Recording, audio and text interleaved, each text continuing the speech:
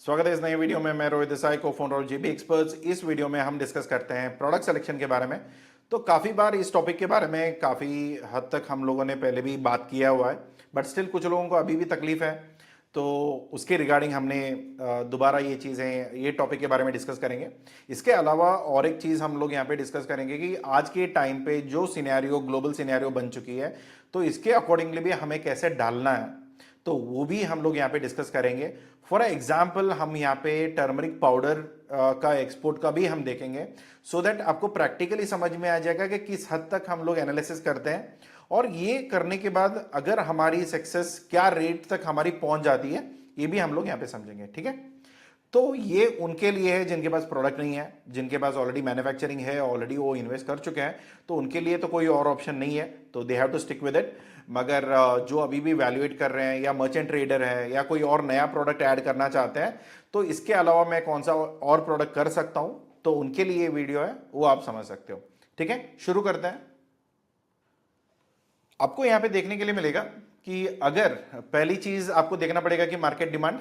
तो मेनली अगर आप प्रोडक्ट एक्सपोर्ट करना चाहते हैं, तो अगर आपके प्रोडक्ट खुद के अपने बलबूते पे नहीं बिक सकता है, तो उसके लिए कुछ प्रोडक्ट्स होते हैं कि पुल बिजनेस पे होता है, कुछ चीजें पुश बिजनेस में होती हैं। तो काफी हद तक आप पुश या पुल बिजनेस में भी आप देख सकते हो, but end of the day अगर पुल या पुश में एक कॉमन चीज होता है, मार्केट डिमांड। अगर किसी को लेना नहीं है, जितना भी चाहिए आप धक्का दो, ये प्रोडक्ट आपका नहीं बिक सकता है। तो उसके लिए एक मेन स्ट्रेटजी होता है कि चलो हम ये देखते हैं कि कौन खरीद रहा है ऑलरेडी। अभी कुछ मार्केट्स तो होता है ना कि जहां पे हम ऑलरेडी मटेरियल बेच रहे हैं या मटेरियल खरीद रहे हैं, तो कौन से वो लोग हैं जो ऑलरेडी माल आपका खरीद रहे हैं। एक तो वो भी है, क्योंकि अभी देखो ऐसा कोई भी प्रोडक्ट नॉर्मली लोग नहीं बनाते हैं जो ऑलरेडी दुनिया में अवेलेबल नहीं है, राइट। तो कुछ ना कुछ हद तक तो प्रोडक्ट्स उसके अवेलेबल है, किसी दूसरे फॉर्म में हो सकता है, मगर कम से कम अगर आपको ये पता है कि लोग कौन से खरीद रहे हैं और आपको उसके अलावा और कौन खरीद सकता है, तो एक दोनों चीजों पे आपको पता चल जाएगा कि एक, चलो ठीक है, इनको हम पहले बात कर लेंगे जो ऑलरेडी खरीद रहा है, क्योंकि वो ऑलरेडी खरीद रहा है तो मतलब हमारे में भी इंटरेस्ट शो कर सकता है। दूसरा ये हो सकता है, यार इनको तो हमने कभी टैप नहीं किया, मेरे कॉम्पिटिटर्स क्यों नहीं कर रही है मुझे नहीं पता, बट मैं इनको भी टैप करके देखता हूं। तो या आप जो बायर है ऑलरेडी, जो खरीद रहा है, उससे बात करो, या जो खरीद सकता है उससे बात करो। तो आपको ये दोनों से बात करना है, मगर पहली चीज आपको इंपॉर्टेंस देनी पड़ेगी जो ऑलरेडी खरीद रहा है, क्योंकि अगर वो खरीद रहा है, उसके पास ऑलरेडी सप्लाई चेन सेटअप है, अगर वो ऑलरेडी प्रोक्योरमेंट कर ही रहा है, तो आपके पास एक एडवांटेज ये मिल जाएगा। तो नेक्स्ट आता है कॉम्पिटिटिवनेस। तो अभी किस चीज पे आप बेहतर हो। अभी देखो, मैं जो बेच रहा हूं वो बगल वाला भी कर रहा है, तो बगल वाला जो कर रहा है, फिर इसमें सिर्फ आपके लिए प्राइजेस का ही फर्क आएगा ना, तो इसके अलावा तो और कोई फर्क ही नहीं है, क्योंकि क्वालिटी भी सेम है, वैल्यू एडिंग भी सेम है। मगर जब आप सिर्फ प्राइस के लिए फाइट करते हो, हमारे यहाँ पे काफी कहावत में हम लोग बोलते भी हैं कि यार देखो, दुनिया में ऐसे लोग भी हैं जो आपसे पहले बिजनेस बंद करना चाहते हैं। So there is always someone who is interested to run out of business faster than you. तो इसका मतलब ये होता है कि अगर आप कम देते हो, कोई और कम देगा, फिर आप कम करोगे, ऐसे कम करते करते कोई ना कोई पहले बिजनेस से बाहर हो जाएगा। तो ये प्राइस बैटल से पढ़ने से अच्छा आप किस चीज में अच्छे हो ये देख लो, क्या प्राइजेस में, क्वालिटी में, और कॉम्पिटिटिव एज में, या वैल्यू एडेड एज में। तो आज के टाइम पे अगर इंडिया में एक बड़ी प्रॉब्लम ये है कि हम लोग ना प्राइस पे फाइट करते हैं, क्वालिटी पे बोलते हैं, क्वालिटी पे सिर्फ बोलते हैं, करते कुछ नहीं है। क्योंकि यहाँ पे भी अगर मैं टर्मरिक के बारे में भी जब डिस्कस करूंगा तो उसके बारे में बताऊंगा क्वालिटी का इससे प्रॉब्लम या चैलेंजेस हम लोग क्या फेस करते हैं। बट ओवरऑल जब आप वैल्यू एडिंग एज पे अगर कुछ देखोगे ना, तो यहाँ पे आपको पैसा मिलेगा। और यहाँ पे कोई भी आप जो भी डिमांड करोगे, नॉर्मली अगर आपका जो ऑफर है, अगर वो बहुत बड़ी प्रॉब्लम सॉल्व कर रहा है, उतना पैसा आपको यहाँ पे मिलेगा। The bigger challenge you solve, the bigger money you make. अगर काफी छोटी प्रॉब्लम है, वो उस हिसाब से तो काफी बार ये होता है कि वो प्रॉब्लम भी नहीं है, तो फिर आपका मटेरियल कोई भी किसी भी हिसाब से नहीं बिक सकती है। भले वो कोई भी सेल्स टीम आपको प्रॉमिस करे कि नहीं नहीं आपको डील्स लेके आएंगे, सब कुछ है, मगर अगर आपके प्रोडक्ट के अंदर दम नहीं है, तो आपका प्रोडक्ट नहीं बिक सकता है। तो ये बेसिक चीजें आपको समझ सकते हो। देखो, एक प्रोडक्ट इंडस्ट्री में कुछ डिमांड्स है। अभी देखो, एफएमसीजी में तो मेनली डिमांड चल रहा है। तो एफएमसीजी में स्पेशली पैक्ड फूड्स है, प्रिजर्वेटिव्स है, जो स्पाइसेस है, तो ऑब्वियसली काफी टाइम से तो है ही स्पाइसेस। तो इन प्रोडक्ट्स में काफी फर्क पड़ता है। तो आपको क्या करना है कि एक बार देख लीजिए आप किस चीज में बेहतर हो। ये सिर्फ इंडिया के कॉम्पिटिटर्स के लिए नहीं है, ये सिर्फ पूरी ग्लोबल की जो मार्केट है ना, वहां पे जितने भी आपके कॉम्पिटिटर्स हैं वो उन सब के लिए है। कभी भी आप ऐसा मत सोच लेना कि सिर्फ ये इंडिया के लिए हम बोल रहे हैं। देखो इंडिया में टर्मरिक तो उगता भी है, तो हम लोग यहाँ पे प्रोसेस भी करते हैं, टर्मरिक पाउडर हम लोग प्रोसेस करके हम लोग एक्सपोर्ट करते हैं। बट ओवरऑल जब आपको एक्सपोर्ट करने की बात आती है ना, तो यहाँ पे सिर्फ आपको इंडिया ही कंपटीशन में नहीं आएगा, बाकी मार्केट्स भी आएंगे। जब हम टर्मरिक के बारे में बात करेंगे तो उसके बारे में भी डिस्कस कर लेंगे। तो दूसरा आता है रेगुलेटरी फिट। आपका मेन चीज होता है कि इंडिया में ये प्रोहिबिटेड है या रिस्ट्रिक्टेड है। अगर ये इंपोर्ट में भी आप देख सकते हो, अगर ये मटेरियल इंडिया में मंगवा रहे हो या बाहर भेज रहे हो, ये दोनों चीजों में भी ये इंपॉर्टेंट है। अगर ये प्रोहिबिटेड कैटेगरी में आता है और ये रिस्ट्रिक्टेड कैटेगरी में आता है तो आपको परेशानी होने वाली है। तो आप ये मटेरियल में डील नहीं कर सकते हो। काफी लोगों का ये है सर इतना क्रूड ऑयल आ रहा है, वो आ रहा है, ये आ रहा है, क्या हम कर सकते हैं? नहीं, ये स्टेट एंटरप्राइजेस के अलावा इंडिया में कोई और कर नहीं सकता है। अभी यूएस बोलने के लिए तो, क्योंकि क्या होता है ना, मैंने काफी बार पहले भी बोलता हूं कि जबान में हड्डी नहीं होती है तो कुछ भी बोलता है। तो बोलता है कि जो रशिया से जो क्रूड ऑयल आती है, राइट, तो वो क्रूड ऑयल से ब्राह्मण्स का बेनिफिट होता है। तो crude oil state enterprises import करता है, और जो भी स्टेट एंटरप्राइजेस है जैसे आईओसी है, बाकी जो तीन कंपनीज हैं जो गवर्नमेंट ऑथोराइज्ड है, तो वही लोग उसको रिफाइन करते हैं। उसके अलावा और कोई तरीका नहीं है, या हम और आप जाके रिफाइनरी डाल के हम लोग काम शुरू करेंगे, ऐसा नहीं है। तो लोगों का कुछ भी बोलना हो उससे कोई फर्क नहीं पड़ेगा, मगर वो रिस्ट्रिक्टेड कैटेगरी में आएगा। उसका सिर्फ इंपोर्ट या एक्सपोर्ट गवर्नमेंट की जो स्टेट एंटरप्राइजेस होती है वो करते हैं। तो बाकी लुब्रिकेंट्स हैं, बाकी जो भी मटेरियल्स होती है उसमें आप और मैं कर सकते हैं, बट नॉर्मली जो बाकी मटेरियल्स हैं उसमें आप नहीं कर सकते हो, राइट। तो इसमें क्या क्या सर्टिफिकेशन लग सकती है आपके लिए, ये भी आपको देखना पड़ेगा। अगर कुछ सर्टिफिकेट्स ऐसे हैं जो काफी महंगे आते हैं और उसकी प्रोसेस के लिए कम से कम आपको साल भर के लिए वेट करना पड़ेगा, तो ऐसा भी है। तो ऐसा कोई प्रोडक्ट आपने गलती से सेलेक्ट कर लिया और 1 ईयर का वेटिंग आ गया तो फिर आप फंस जाओगे। तो यहाँ पे 1 साल तक तो आप कुछ नहीं कर पाएंगे इसमें। तो वो मार्केट के अलावा भी काफी लोगों का क्या होता है कि सर मुझे ना यूएसए भेजनी है तो यूएसए एफडीए चाहिए, सर मुझे यूरोप भेजना है सीई चाहिए। तो इसके अलावा भी आपके पास जो सर्टिफिकेट्स अभी भी है उसके लिए बाकी मार्केट्स भी आपको मिल जाएगी। यूएई हो गया, सिंगापुर हो गया, मलेशिया हो गया। तो ये मार्केट्स भी लोगों को ध्यान में नहीं आता है, क्योंकि उनको देखो क्या होता है ना कि कुछ चीज़ें नज़र के सामने होती है मगर समझ में नहीं आता। काफ़ी बार ऐसा भी होता है कि ढूंढने के लिए लोग ढूंढते नहीं है, सब कुछ नज़र के सामने ही होता है। काफ़ी बार हमने पहले भी बोला हुआ है कि ये मार्केट के अलावा भी ये मार्केट आप चेक कर सकते हो। तो उसको आप आलस बोल सकते हो या क्यों करना है ये वाली बात बोल सकते हो। तो ऐसा कुछ भी हो सकता है, but end of the day ये सिचुएशन है यहाँ पे, तो उसके अकॉर्डिंगली इफेक्ट हो सकता है। तो नेक्स्ट आता है आपको टैरिफ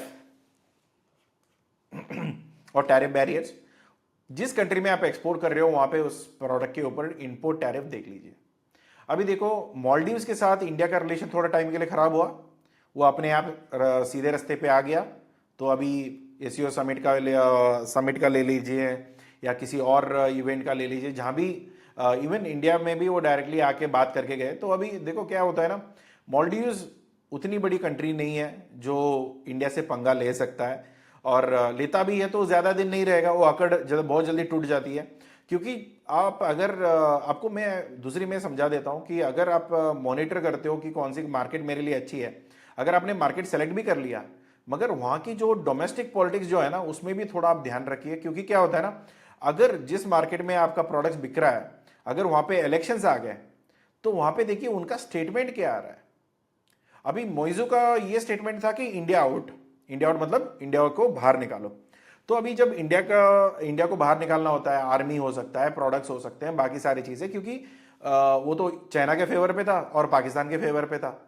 अभी पाकिस्तान खुद एक भिखारी देश है, तो अभी सिचुएशन ऐसा है कि ना पाकिस्तान के जुड़ के कुछ फायदा होने वाला है और चाइना तो डेट ट्रैप पे फंसा के आपको खत्म कर देगा। तो दोनों चीजों पे आपको पता चल जाता है कि कौन आपकी सही दोस्त है। कुछ लोगों को ना बहुत देर से समझ आती है, बुद्धि वो वाली आती है कि मंद बुद्धि होते हैं, समझ में कुछ नहीं आता। अभी भी 1G जी 2G पे अटके पड़े हैं, तो जब 5G का ज़माना है फिर भी 2G जैसे प्रोसेस करते हैं तो उनका कुछ नहीं कर सकते। तो इसलिए आपको क्या करना है कि इलेक्शंस पे ध्यान रखिए, जिस भी कंट्री में इलेक्शंस हो रहे हैं, अगर आपके मार्केट है तो फिर आपको एक ध्यान में रखना है कि अगर वो लोग बोल रहे हैं कि इंडिया के अगेंस्ट या इंडिया पे उनका नेगेटिव सेंटिमेंट है, तो फिर आपको ये देख लेना है कि ये टैरिफ का इफेक्ट हो सकता है। इसका इंटीमेशन ऐसा तो है कि ना, यूएसए में तो प्रैक्टिकल ही है, तो यूएसए का तो आप पहले ही पता था। मोइजो या लक्षद्वीप का जब प्रमोशन हुआ तब तो मालदीव्स का तो हमें दिखाई दिया था ना, मालदीव्स के इलेक्शन के टाइम पे तो इंडिया आउट का ही ऑप्शन चल रहा था, राइट। तो ये चीजें आपको ध्यान में रखना है कि अगर आपके मार्केट में अगर ये चीजें आप मॉनिटर करते हो कि उस मार्केट में या जो भी मार्केट आप समझते हो और वहां पे कोई इलेक्शन होने वाला है, तो वहां पे डोमेस्टिकली अगर कुछ गड़बड़ हो सकती है तो फिर यहाँ पे इंपोर्ट टैरिफ भी बढ़ सकता है। तो ये फ्लक्चुएटिंग है क्योंकि इसका कोई फिक्स नहीं होता है। क्योंकि अगर अभी देखिए जहां तक हमें सुनने मिल रहा है कि ट्रंप के पास पावर नहीं है टू इम्पोज इंपोर्ट टैरिफ, ठीक है, मगर अभी तो इंपोज हो चुका है ना, तो अभी तो हम लोग कुछ नहीं कर पा रहे हैं। तो इंपोर्ट टैरिफ ऑलमोस्ट लाइक 50% तक हम झेल ही रहे हैं, मगर कल जाके ये स्कॉश भी हो सकता है, मगर उसका रिफंड भी देना पड़ सकता है, कुछ भी हो सकता है। But end of the day जो टैंपर होना चाहिए था, जो नुकसान होना चाहिए था, वो तो हो चुका है, राइट। तो ये बहुत बड़ी प्रॉब्लम आती है। दूसरा आता है स्टैंडर्ड लेबलिंग और पैकेजिंग रूल्स। ये आप थोड़ा देख लीजिए कौन से लैंग्वेजेस या कौन सी प्राइसिंग, क्या क्या डिटेल्स होनी चाहिए, कौन मैन्युफैक्चरर है, कौन सेलर है, कौन ट्रेडर है, कौन इंपोर्टर है, ये सारी डिटेल्स वहां पे मेंशन होना चाहिए। और किस भाषा में मेंशन होनी चाहिए वो भी आपको प्रॉपर्ली पता होना चाहिए। और दूसरा, अगर ये प्रोडक्ट्स पहुंचने तक डब्बे में ठीक से नहीं हुए तो ये डैमेज होके फट जाएंगे, तो ये भी आपको पैकेजिंग देखना पड़ेगा। इसकी बर्स्टिंग स्ट्रेंथ क्या होगी वो आपको देखना पड़ेगा। बर्स्टिंग का मतलब ये फट जाएंगे ना, सारा माल गिर जाएगा, तो उसको बर्स्टिंग स्ट्रेंथ बोलते हैं। तो यहाँ पे अगर दूसरा एक ऑप्शन है कि यार टैरिफ जो है ना, इसको आप अवॉइड तो नहीं कर सकते। जो इंपोर्ट टैरिफ लग गया तो लग गया, वो तो आपको पे करना ही पड़ेगा। पे करना मतलब आपको, मैं ये नहीं बोलूंगा कि आपको पे करना है, मगर आपके जो बायर है उसको पे करना है। तो अगर उसको 4 रुपए ज्यादा गवर्नमेंट को पे करना है तो वो भी तो सोचेगा, तो वो बड़ा प्रॉब्लम आएगा यहाँ पे। तो यहाँ पे एक कैटेगरी शिफ्ट आप देख सकते हो कि आज के टाइम पे कुछ प्रोडक्ट्स लिस्टेड नहीं है जो टैरिफ के अंदर कुछ कंट्रीज में, स्पेशली यूएस में भी। तो उन प्रोडक्ट्स अगर आप कुछ प्रोसेस करके इंस्टेड ऑफ रॉ मटेरियल अगर आप उसको सेमी प्रोसेस भी कर देते हो तो उसका एचएस कोड चेंज हो सकता है या उसकी एप्लीकेशन चेंज हो सकती है, तो फिर आप थोड़ी बहुत बच जाओगे। दूसरा होता है कि यार कोई थर्ड कंट्री या फोर्थ कंट्री पे आप अपनी पैकेजिंग हाउस ले लीजिए, या ट्रेड फैसिलिटेशंस जो होते हैं, रीपैकेजिंग हाउसेस हो सकता है, या ट्रेड फैसिलिटेशंस हो सकती है, एक्सपोर्ट थ्रू ट्रेड हब होता है, तो वहाँ पे भी आप डायरेक्टली लेके भी आप काम कर सकते हो। बट मैं अभी सिचुएशन यूएस के साथ ऐसा है कि आप डायरेक्टली या इनडायरेक्टली आप ज़्यादा कुछ नहीं कर सकते हैं, तो वहाँ पे ये रिस्ट्रिक्शन आ जाएगा। क्योंकि अगर आप दुबई से आप यूएसए एक्सपोर्ट कर रहे हो, फिर भी आपको ये ऑप्शन आएगा कि अगर ये प्रोडक्ट इंडिया से आया है तो इसके ऊपर पूरा टैरिफ लगेगी यूएसए में, विच इज 50%। तो ये बहुत बड़ा ग्लिच है, तो इसमें ज़्यादातर लोगों अभी थोड़ी बहुत क्लियरिटी इसमें अभी मिल रहा है, तो बट स्टिल जहाँ तक मैं जानता हूँ अभी फिलहाल के लिए दिस इज स्टक। तो ये थोड़ा आप ध्यान रखिए। तो यहाँ पे लॉजिस्टिक्स और शेल्फ लाइफ के ऊपर आप थोड़ा काम करना पड़ेगा। एक, ये शिपमेंट हो पाएगी, इसका टाइमली मैनेज हो सकता है, क्योंकि देखो श्रिम्प, स्पाइसेस और मशीन्स अलग अलग तरीके से पैक होती है, अलग अलग तरीके से एक्सपोर्ट होता है, अलग अलग तरीके से ही हमको मैनेज करना होता है। अगर यहाँ पे कहीं पे भी आपको लगता है कि ये सब चीज़ें एक ही तरीके से पैकेजिंग होती है या एक ही तरीके से शिप होता है, तो पूरी गलत फैमिली है। तो पहले आपको लॉजिस्टिक कैसे करोगे, इसकी शेल्फ लाइफ क्या रहेगी, इसका अगर 24 मंथ्स है, इसका अगर 12 मंथ्स है, इसका तो लाइफ टाइम है, इसका कभी एक्सपायरी नहीं होता है, मगर वारंटी तो 2 साल का हम देते हैं। तो ये सारी चीज़ें डिपेंड करेगी और इन सब का अलग अलग रिक्वायरमेंट रहता है, ये आपको ध्यान में रखना है। कभी भी ऐसे गलत फैमिली में मत फंस जाना कि ये सारे लॉजिस्टिक्स एक तरीके से काम होगा और सारी चीज़ें एक डब्बे के अंदर ही जाएगा, जो नॉर्मली हम बोलते हैं ना कंटेनर में जाएगा। तो कंटेनर में सब कुछ नहीं जाता है, कुछ चीज़ें ओपन भी जाती हैं, कुछ चीज़ें बल्क में जाता है, कुछ जाते हैं पूरी शिप इनका पूरा उसी का रहता है, राइट। तो पूरी शिप में पूरा कंटेनर्स कुछ होता नहीं है, पूरा शिप ही मटेरियल भर के भेज देता है। ये राइस भी हो सकता है, ये कोल भी हो सकती है, राइट। तो ऐसे बहुत सारे प्रोडक्ट्स हैं जिसमें डायरेक्टली एक्सपोर्ट होती है, आपको कुछ और चीजें करने की जरूरत ही नहीं है, आपको यहाँ पे कंटेनर खरीदने की जरूरत नहीं पड़ती या कंटेनर बुक करने की जरूरत नहीं पड़ती, पूरी शिप को ही बुक करना होता है। तो नेक्स्ट आता है मेन चीज, जब आप एक्सपोर्ट में काम करते हो, हम लोग सब लोग क्यों काम कर रहे हैं? End of the day profitability. हमें तो पैसे चाहिए। एंड ऑफ द डे क्या मतलब है, डॉलर तो लिखना छोड़ ही देते हैं, अभी तो रुपए लिख लेते हैं, ठीक है। तो क्या होता है कि अगर प्रॉफिटेबिलिटी का ऑप्शन है, अगर आपके प्रोडक्ट में, क्योंकि खुद नंबर बताएंगे, क्योंकि आप कितने में खरीद रहे हो, आप कितने में बेच रहे हो, और ओवरऑल आपने इसके बीच में कितना मुनाफा कमाया, उसके ऊपर सारा सब कुछ रहता है। मगर प्राइसेस आपका नेगेटिव में जा रहा है तो फिर तो बिजनेस खत्म। और दूसरा, अगर आपके पास एक ढंग का मार्जिन नहीं है, स्पेशली एक्सपोर्ट इंपोर्ट बिजनेस में, जब मैं ये बता रहा हूं कि अगर ये कोई वैल्यू एडेड प्रोडक्ट है, रॉ मटेरियल है, उसमें तो मैं बात ही नहीं करूंगा। रॉ मटेरियल में आप मान के चलो 0.8% भी मिल जाती है ना, वो भी बड़ी वॉल्यूम होती है। राइस में तो हम लोग 0.8 पे करते हैं या 2% पे करते हैं। तो इसमें भी क्या होता है ना, क्योंकि हम लोग पूरी ऑलमोस्ट बोल सकते हैं कि हाँ 1 लाख मेट्रिक टन है, राइट। जब 1 लाख मेट्रिक टन में अगर ये नंबर भी आपको मिलता है ना, तो ये बहुत बड़ा प्रॉफिट ही माना जाता है।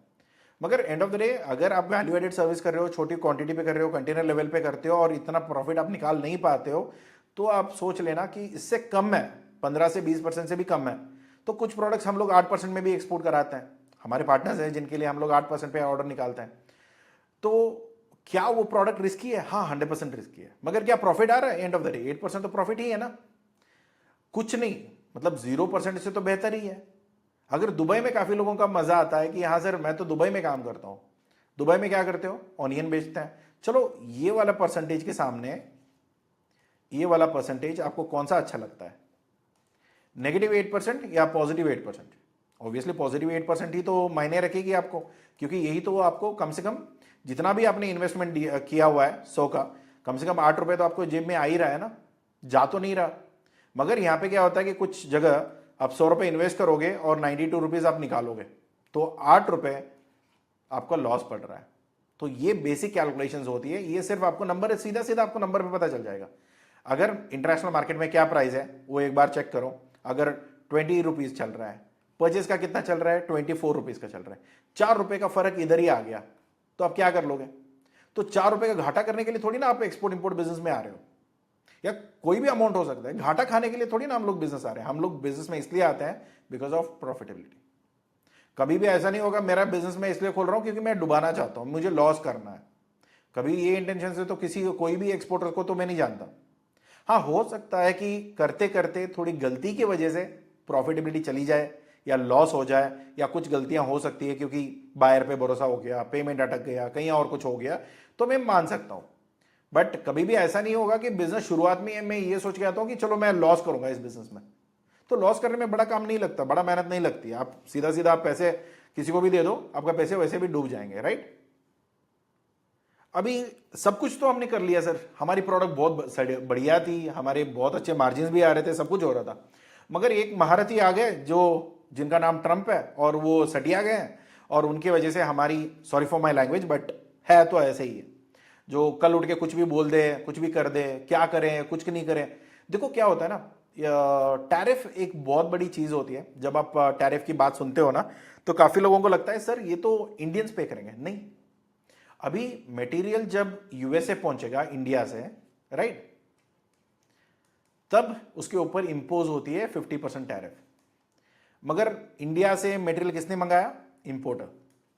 ये पैसा कौन भरेगा? इंपोर्टर। इंपोर्टर क्या करेगा? मटेरियल लेके फिर मार्केट में छोड़ेगा। मार्केट में कौन खरीदेगा? कंज्यूमर, जो यूएस सिटीजन्स है।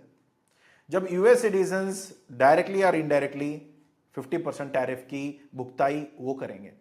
अभी यूएस का सिचुएशन किसी को पता है ना, तो आज के टाइम में इतना पैसा नहीं है और काफी रिस्क है वहां पे, और रिसेशन तो चालू ऑलरेडी है, और इनकी मेहरबानी की वजह से अनस्टेबिलिटी बहुत ज्यादा है, और जो वादा ये लोग करके आए ना वो कुछ नहीं कर पाए, तो इसलिए अभी हमारे पे चढ़ रहे हैं। दैट्स एब्सोल्युटली फाइन, उनके हाथ में जितना है वो कर रहे हैं, हमारे हाथ में जितना है वो हम भी कर रहे हैं।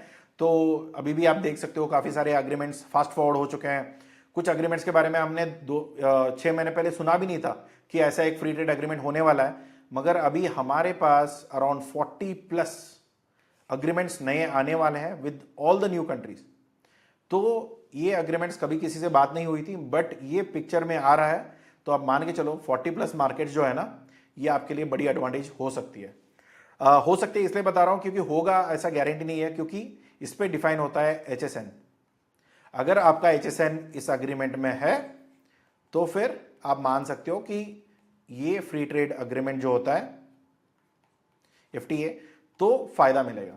वरना क्या है कि अभी भी ऑलरेडी अग्रीमेंट्स तो है ना, इंडिया के साथ तो काफी सारे अग्रीमेंट्स हैं, मगर उससे आपको अभी भी फायदा हो नहीं रहा है क्योंकि आपका एचएसएन कोड उसमें नहीं है। So as simple as that, तो वो आप समझ के चल सकते हैं। तो अभी नेक्स्ट हम लोग ये सोचते हैं कि चलो अगर जब ये टैरिफ वाली सिचुएशन आ जाती है, जैसे ट्रंप ने इंपोज कर दिया है, तो हम लोग क्या करते हैं, एक तो मार्केट बदलो। अभी नॉर्मली क्या होता है कि एक रास्ते पे मैं जा रहा हूं, मुझे जाना है बेंगलोर टू चेन्नई, तो मुझे ना यहाँ पे रोड बंद आ गया, तो मैं क्या करूंगा, दूसरा रोड पकड़ लूंगा। अगर मेरा चेन्नई पूरा डूब गया है, अभी बारिश हो रही है ना, सीजन ऐसा है कि चेन्नई पूरा बाढ़ आ गया, चेन्नई डूब गया, अभी मेरा क्या प्रॉब्लम है, मुझे बेंगलोर में रह नहीं सकता और मुझे चेन्नई जाना था, मगर चेन्नई बाढ़ आ गया, तो ठीक है मैं मुंबई चला जाता हूं। तो ये जो रूटिंग होती है ना, ये काफी इंपॉर्टेंट है। अगर आप डाइवर्सिफाई नहीं कर सकते हो, आपका मतलब मल्टी मार्केट नहीं देख सकते हो, तो बहुत बड़ी मुश्किल आ सकती है। Don't put all your eggs into one basket. अभी हमने कटोरी तो ले लिया, सारे अंडे उसमें डाल दिए और सारे वो टूट के ना, उसको मैंने टांग दिया कहीं पे, और वो कील जो था ना वो बहुत हल्का था, वो टूट गया, मतलब ये पूरे अंडे खराब, टूट के खत्म हो गए। इसकी ना भुर्जी बनेगी ना इसकी ऑमलेट बनने वाली है। तो ये जमींदोज हो गया, इसका कुछ नहीं कर सकते आप। चाटना है तो जमीन पे जो पड़ा है उसी को चाट सकते हो, उसके अलावा कुछ नहीं, राइट। ये तो बेसिक कॉमन सेंस वाली बात होती है ना। तो जब ये सारे आपको देखना है, तो आपको एक भी देखना है ना कि एक ही मार्केट से आपका 70% बिजनेस आ रहा है। तो जब 70% बिजनेस एक ही मार्केट से आ रहा है ना, तो वो बहुत बड़ी रिलायबिलिटी बन जाती है। आज के टाइम पे इंडिया में स्ट्रेस किस पे है, टेक्सटाइल पे है, जेम्स एंड ज्वेलरी पे है, और दूसरा आता है सी फूड्स पे, क्योंकि इसका पूरा 70 to 80% बिजनेस ये पूरा का पूरा आ रहा था यूएसए से। अभी यूएसए हट गया, खत्म। अभी हमारे काफी सारे पार्टनर्स है केरला में, जिनके लिए हम लोग रेगुलरली काम करते हैं, उनके मटेरियल्स हम लोग एक्सपोर्ट करवाते हैं, सब कुछ मैनेज करते हैं। उनको हमने पहले भी बोला था, सर बाकी मार्केट से भी इंक्वायरी आ रही है, तो क्या आप ट्राई करना चाहते हो? नहीं नहीं रोहित, रहने दो यार, अभी यूएस ठीक चल रहा है। अभी यूएस बिल्कुल ठीक नहीं चल रहा, और अभी आपके पास ऑप्शन नहीं है, क्योंकि हमारे पास तो मटेरियल रेडी हो चुका था, एक्चुअली यूएस जाने वाला था, मगर टैरिफ की वजह से हमें उसको रूट करना पड़ा टूवर्ड सिंगापुर, राइट। तो यहां पे बड़ी दिक्कत आ सकती है। तो यूएस टैरिफ राइज होता है तो आप रीडायरेक्ट कर सकते हो to European Union, middle east, African continent. हाँ, ये हो सकता है कि यहां पे 10 रुपए मिल रहा था यूएसए में, मगर यहां पे 8 रुपए मिलेगा, या 8% तक आपको गिरावट, 2% का लॉस हो सकता है। ठीक है ना, एंड ऑफ द डे कुछ ना से अच्छा कुछ तो मिल ही रहा है। बट क्या वो ब्रेक इवन पॉइंट पे है, क्या हम लोग प्रॉफिट कॉम्प्रोमाइज कर रहे हैं या हमारे प्रिंसिपल कॉम्प्रोमाइज कर रहे हैं, ये आपको ध्यान में रखना है। अगर जब प्रिंसिपल कॉम्प्रोमाइज होती है, मगर 10 रुपए का इन्वेस्टमेंट, 100 रुपए का इन्वेस्टमेंट है, और मैंने इसको बेचा है 98 पे, तो यहां पे 2 रुपए का नेगेटिव आ जाता है। तो इसके लिए तो हम बिजनेस में नहीं आए। मगर अभी मेरा 100 रुपए का माल है, 110 रुपए नॉर्मली मुझे यूएस मार्केट से 120 रुपए मिलता था, मगर मैं अभी सिंगापुर में बेचूंगा तो मुझे 108 रुपए मिलता है। ठीक है, 12 रुपए के कम तो मिल रहा है, but end of the day हम लोग प्रॉफिट पे ही बात कर रहे हैं। हम लोग कुछ और चीजें यहां पे इंप्लीमेंटेड नहीं है, तो इट्स ओके। बाकी जैसे मैंने बताया, एफडीए पे काम करिए। जो भी इंडिया के साथ अग्रीमेंट्स है, आसियान का हो सकता है, मॉरिशस का हो सकता है, यूएई का हो सकता है, ऑस्ट्रेलिया का हो सकता है, और बाकी जो यूके का भी अग्रीमेंट्स के बारे में हम लोग अभी भी लिस्ट नहीं आया, वो एक बार आ गया तो वो भी देख सकते हैं। ओमान के बारे में देख सकते हैं, कतार देख सकते हैं, कुवैत देख सकता है। ये सारे मार्केट्स आज के टाइम में, मोर ओवर अफ्रीका, अगर अफ्रीका का भी अग्रीमेंट हो जाता है देन वी हैव इट। तो उन मार्केट्स में भी आप विदाउट टैरिफ आप अपने प्रोडक्ट्स एक्सपोर्ट कर सकते हो। मगर एक चीज आपको ध्यान में रखना है, एचएसएन का, सॉरी एचएसएन। अगर एचएसएन आपके अग्रीमेंट में जो एफटीए साइन होती है, फ्री ट्रेड अग्रीमेंट, तो इसमें अगर आपका HSN कोड नहीं है तो इसमें आपको कोई फायदा मिलने वाला नहीं है, बट एज अ कंट्री कुछ ना कुछ HS कोड तो जरूर होंगे, वरना कोई अग्रीमेंट बना के कोई फायदा नहीं था। तो बहुत एफर्ट जाता है फ्री ट्रेड एग्रीमेंट बनाने में, तो दोनों कंट्रीज का, तो कम से कम उतना तो टाइम वेस्ट वो भी नहीं करेंगे, राइट। तो move up to value chain. देखो रॉ मटेरियल तो आप कर ही रहे थे, तो क्या होता है ना, रॉ मटेरियल में टैरिफ हिट होता है। कुछ जगह आप देखोगे ना, अगर आप रॉ मटेरियल एक्सपोर्ट करोगे ना तो यहां पे टैरिफ हिट आती है, मगर आप उसी चीज को ना आप अच्छी खासी प्रोसेस करके आप भेज दोगे। मान के चलो मुझे रॉ चिल्ली भेज रहा था, ठीक है, अभी तक चाइना में मैं रॉ चिल्ली भेज रहा था विद स्टैम्प या विदाउट स्टैम्प, तो अभी मुझे ये समझ में आया कि यार ये तो टैक्स पड़ रहा है यहाँ पे रॉ चिल्ली पे, मगर चिल्ली पाउडर पे कुछ नहीं है, या रेडी टू कुक स्पाइसेस में नहीं है। तो मैं चिल्ली यूज करके या कुछ भी मुझे यूज करना है, कुल मिला के मैं रेडी टू कुक वाला सीन में बना देता हूं, but end of the day मेरी प्रोडक्ट दोबारा बिक जाएगी। मे बी अगर रॉ मटेरियल पे शायद 5% हो सकता है, मगर रेडी टू कुक में ऑलमोस्ट आप मान के चलो 1% या क्लोज टू 0%, तब तो मेरा बहुत बड़ा पैसा बच जाता है। तो यहां पे डायरेक्टली आप बेनिफिट किसको दे रहे हो, कस्टमर जो इंपोर्टर है उसको, और इंपोर्टर आगे वो कस्टम पे जो कंज्यूमर है उसको फॉरवर्ड करेगा, तब आपके पास ये बड़ा बेनिफिट आपको मिल जाएगी। तो आपको ये ध्यान में रखना है कि जब आप काम करते हो तो थोड़ा ये भी दिमाग में डाल दो कि रॉ मटेरियल में काम करना फायदा है या ब्लेंड में। कुछ केसेस में रिवर्स है, कहीं पे ब्लेंड में ना जो रेडी टू कुक वाले हैं या प्रोसेस्ड वाले हैं उस पर टैरिफ ज्यादा लगती है, तब आपको रॉ करना है।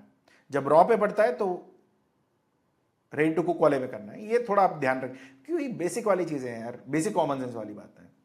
तो दूसरा रूटिंग, जो मैंने ऑलरेडी बताया कि अगर आपको लगता है कि हाँ ठीक है ऐसा नहीं हो पा रहा है, तो एक्सपोर्ट ओरिएंटेड यूनिट जो होती है किसी भी कंट्री में, दुबई में हो सकता है, सिंगापुर में हो सकता है, वियतनाम से हो सकता है, अगर आपको लगता है कि हाँ ये चीजें मुझे रूट करके ही मुझे फायदा मिल सकता है, तो आप उसको यूज कर सकते हो, just to hit this tariff barrier.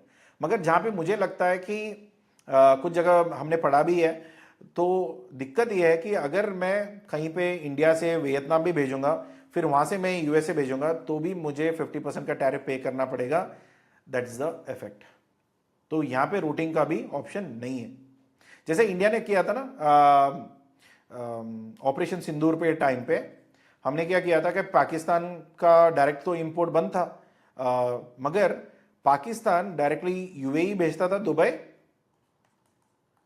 तो वहां से दोबारा रूट होके ये इंडिया आता था। तो इंडिया ने क्या किया, ना ये चलेगी ना ये चलेगा, बिल्कुल इंडिया में मटेरियल आ ही नहीं सकता पाकिस्तान का, तो बात खत्म। तो ये वाली चीजें इंडिया पे भी इंपोज हुआ है फ्रॉम यूनाइटेड स्टेट्स। तो अभी उस चीज में आप किधर भी ऑफिस डालो उससे कोई फर्क नहीं पड़ेगा, आप बहुत बुरी हाल पे फंस सकते हो। नेगोशिएट विद बायर्स, एक हो सकता है कि चलो कुछ प्रोडक्ट्स में हमने क्या किया है कि हमने बोल दिया कि भैया देखो क्या है ना, हम लोगों को ईमानदारी से मैं बोलते हैं कि प्रॉफिट जो टैरिफ पड़ा हुआ है, हमको पता है कि ये टैरिफ थोड़ा ज्यादा है, बट स्टिल हम लोग बांट लेंगे, 25 मैं उठा लेता हूं, 25 आप उठा लेंगे। तो बायर भी 25 कॉम्प्रोमाइज करेगा और मैं भी 25% कॉम्प्रोमाइज कर दूंगा। जो 50% टैरिफ ट्रंप ने जो डाला है वो स्प्लिट हो जाएगा 25 + 25। अगर ये बायर उठाएगा और ये मैं उठाऊंगा तो हमारी डील फिर भी चालू रहेगी, भले ही ट्रंप कुछ बोले या ना बोले, राइट। तो इतना तो, अगर ये कब हो सकता है, जब मेरा बायर, या मैं ये बोल सकता हूं कि एज ए एक्सपोर्टर मेरा profit margin which is more than 25%, ये प्लस पे होना चाहिए। जो बायर है उसका भी, या इंपोर्टर है उसका भी टैरिफ या प्रॉफिट 25% के ऊपर होना चाहिए, वरना ये 25% उसके लिए लॉस में जाएगा। वो तो नहीं मानेगा कि यार मैं क्यों बांटूंगा, मैं तो कुछ कर ही नहीं सकता, मैं तो सिर्फ 5% पे ही काम कर रहा हूं। तो बात खत्म होगी ना यहाँ पे। तो 5% पे 25% का कैसे टैरिफ उठा सकते हो, तो बात खत्म, वहां पे कुछ नहीं कर सकते। तो ये वाली चीजें पे आपको ध्यान में रहना है। तो काफी बार क्या होता है कि हम लोग स्ट्रैटेजी वाइज तो सोच लेते हैं, बट करने के टाइम में प्रैक्टिकल चैलेंजेस आती हैं। तो ये कोई बड़ा प्रॉब्लम नहीं है, but end of the day अगर सबको पे करना है तो आप देख लो अगर ये ऑप्शन में भी कंसिडर हो सकता है क्या। काफी बार एक लॉन्ग टर्म अग्रीमेंट है तो हमें भी परेशानी नहीं आती है।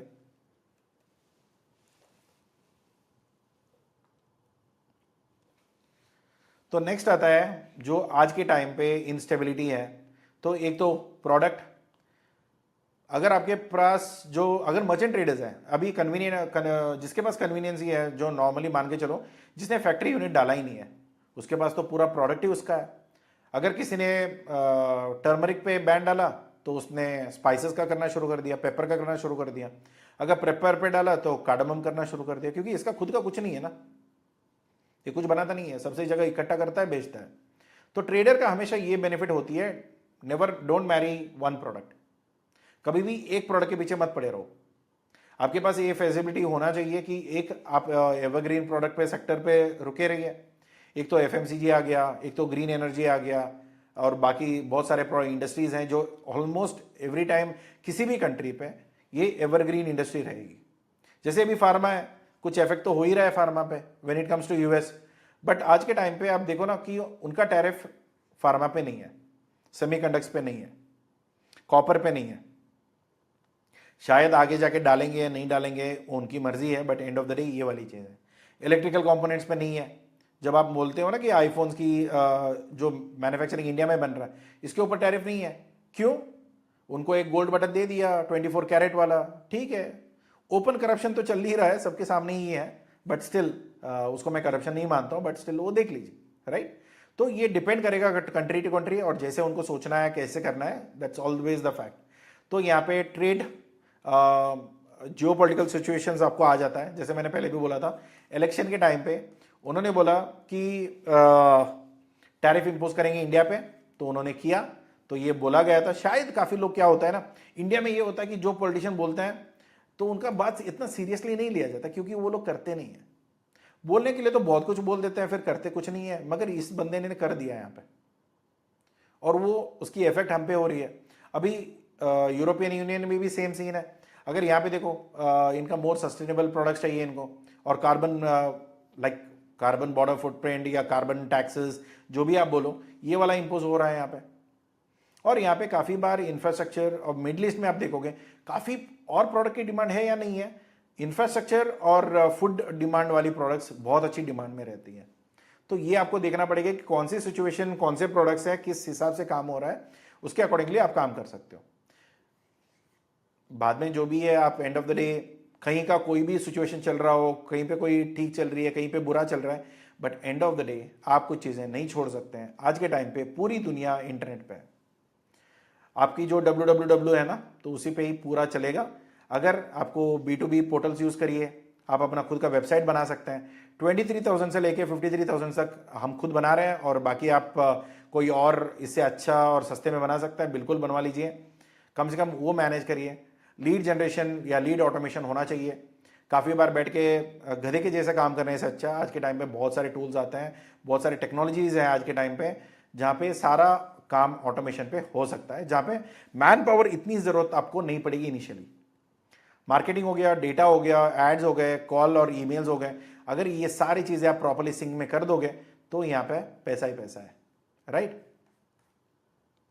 नहीं, ये काम तो आता नहीं है, तो फिर नहीं हो पाएगी, ना ये आएगी, ना बजट है, ना मुझे इतना खर्चा करना है। तो कोई भी आके आपको रेड कारपेट डाल के ना, भैया आप आ जाओ, आपके लिए पूरा हम लोग रुके हुए थे, अभी तक हमने धंधा इसलिए नहीं किया क्योंकि आप नहीं थे, ऐसा तो कोई नहीं बोलने वाला है। तो इतना आप ध्यान में रखिए कि जब भी आपको करना है तो यही तरीका है। जो भी करंट मार्केट है उनसे ये ऑर्डर आएगा, ज़्यादा से ज़्यादा नया मार्केट में आप अप्रोच कर सकते हो। जब आज के टाइम पे थोड़ी रिस्क आती है फाइनेंस पे, तो रिस्क हेजिंग थोड़ा देख लेना, फॉरेक्स हेजिंग हम बोलते हैं। आपके बैंकर्स के साथ थोड़ा काम कर लीजिए, जहाँ पे जो इनकोटर्म पे काम करना है। अगर स्टेबल मार्केट है तो फिर आप CIF कर लीजिए, DDP कर लीजिए, चल जाएगा। मगर जिस मार्केट में कंप्लीटली अनस्टेबल है, जैसे अभी हमारे एग्रीमेंट्स क्या हो रहा है यूएसए के साथ हम ये बोलते हैं, भैया तुम्हें न्यूयॉर्क पे चाहिए, हम लोग मटेरियल न्यूयॉर्क पे पहुंचा देंगे, मगर ये जो टैरिफ है ना, ये हमने ओपन रखा हुआ है। यहाँ पे जो भी चाहिए ट्रम्प भर सकता है, राइट। तो आज के टाइम में उसने 50 भरा हुआ है, कल जाके वो 100 भरेगा या 500 भरेगा, जो भी उसको भरना है वो भरेगा। मगर आज के टाइम पे हम कभी ये नहीं बोलेंगे कि अग्रीमेंट के करने के टाइम पे, सर हम जो न्यूयॉर्क तक आपके मटेरियल जो भेज रहे हैं ना, या लॉस एंजलिस जब भेज रहे हैं, तो ये टैरिफ हम लोग 5% या 50% लिख के भेजेंगे। क्योंकि जैसे ही हम लोग ऐसे अग्री करेंगे तो मटेरियल जब भेजना होगा तो ये 50 से 100 कब होगा कब नहीं होगा ये आपको भी नहीं पता, ना हमें पता है। और यहाँ पे अगर गवर्नमेंट या किसी और इंस्टीट्यूट को भी आप ब्लेम करना चाहते हो, वो भी काम नहीं करेगा। तो ये थोड़ा आपको प्रैक्टिकली सोचना पड़ेगा और उसी के अकॉर्डिंगली आपको काम करनी पड़ेगी, वरना end of the day loss तो आप ही का है, इसमें कोई और ऑप्शन तो है ही नहीं। तो प्रैक्टिकल स्ट्रेटेजी आप क्या कर सकते हो? अभी देखो नॉर्मली 2 से 3 से 4 प्रोडक्ट्स आप मिनिमम ले लीजिए। उसमें 2 प्रोडक्ट जो होने चाहिए लो टैरिफ है, स्टेबल डिमांड है, स्पाइसेस है, आयुर्वेदिक प्रोडक्ट्स हैं, ये आप ले सकते हो। 1-2 प्रोडक्ट ऐसे हैं जिसमें टैरिफ ज़्यादा है मगर टेक्सटाइल, स्टील, फार्मा, मगर इसमें हाई ग्रोथ है, तो ये भी आप देख सकते हो कि कल जाके ये बंद हो गया तो ये तो चालू रहेगा, अगर ये बंद हो गया तो ये चालू रहेगा, अगर दोनों बंद हो गया तो मार्केट चेंज कर लो, किसी और मार्केट में माल उतारना शुरू करो, क्योंकि यूएसए में तो ये तो पूरा ही बंद हो गया ना, तो उसका तो कुछ नहीं कर सकते आप। तो यहाँ पे मार्केट वैलिडेशन काफ़ी इंपॉर्टेंट है। आपको एक बार देख लेना, आईटीसी ट्रेड मैप है, लिंक्डइन बायर सर्चर्स है, एक बार टेस्ट इनिशिएट करके देख लेना कि रेस्पॉन्स कैसे मिल रहा है, क्या मिल रहा है, तो एक बार देख के देखो। क्योंकि अगर ऑलरेडी प्रोडक्ट्स एक्सपोर्ट हो रहा है, आईटीसी ट्रेड मैप के बारे में मेरी ऑलरेडी वीडियो डल चुकी है पहले, वो जाके आप देख सकते हो। मगर यहाँ पे काफ़ी बार क्या होता है कि आईटीसी ट्रेड मैप आपको एक्यूरेट नहीं लगता है तो commerce.gov भी आप चेक कर सकते हो। अगर सर मैं इतना चीज़ें मुझे करना नहीं है, मेरे पास पैसे हैं, आप ले लीजिए, मुझे करके दे दीजिए, वो भी ऑप्शन अवेलेबल है, वो भी आप कर सकते हो। तो यहाँ पे अगर स्मार्ट ट्रेल्स आपको रन करना है तो एक बार सैंपल शिपमेंट कर लीजिए, तो एक बार ट्रायल देख लीजिए, अगर लगता है कि हाँ ये मतलब का है और इसमें मैं कुछ कर सकता हूँ तो फिर आप आगे के बारे में सोच लीजिए, वरना फिर हाथ धो लो, छोड़ दो। मल्टी मार्केट पोर्टफोलियो बना लीजिए। अगर प्रीमियम क्वालिटी है, सेम प्रोडक्ट, मैं ऐसा नहीं बोल रहा कि कुछ और प्रोडक्ट, मैं बोल रहा हूँ टर्मरिक पाउडर ही मैं क्या करूंगा कि प्रीमियम प्रोडक्ट है तो यूएसए या यूरोपियन मार्केट के लिए मैं रखता हूँ। फिर अगर वॉल्यूम मुझे चाहिए, थोड़ी मिड ग्रेड के हैं, तो मैं मिडल ईस्ट पकड़ता हूँ, अफ्रीका कॉन्टिनेंट पकड़ता हूँ।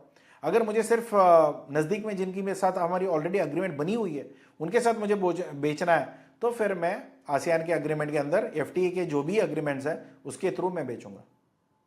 तो ये आपको मल्टी स्ट्रैटेजीज हैं जो आप 1 बाय 1 आप अप्लाई कर सकते हो, और इसमें क्या होता है कि आपका बेनिफिट हमेशा रहेगा।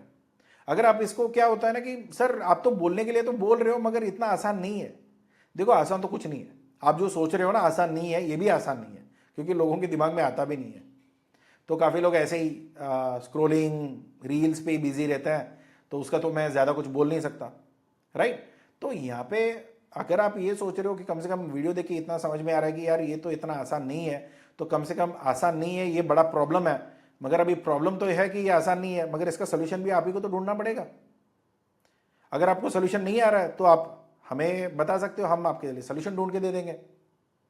हाँ, उसकी जो भी प्राइजेस होते हैं, क्योंकि हम लोग चैरिटी कंपनी नहीं है तो ऑब्वियसली एक प्राइस आपको लगेगी तो वो आपको पे करना पड़ेगा, as simple as that, right.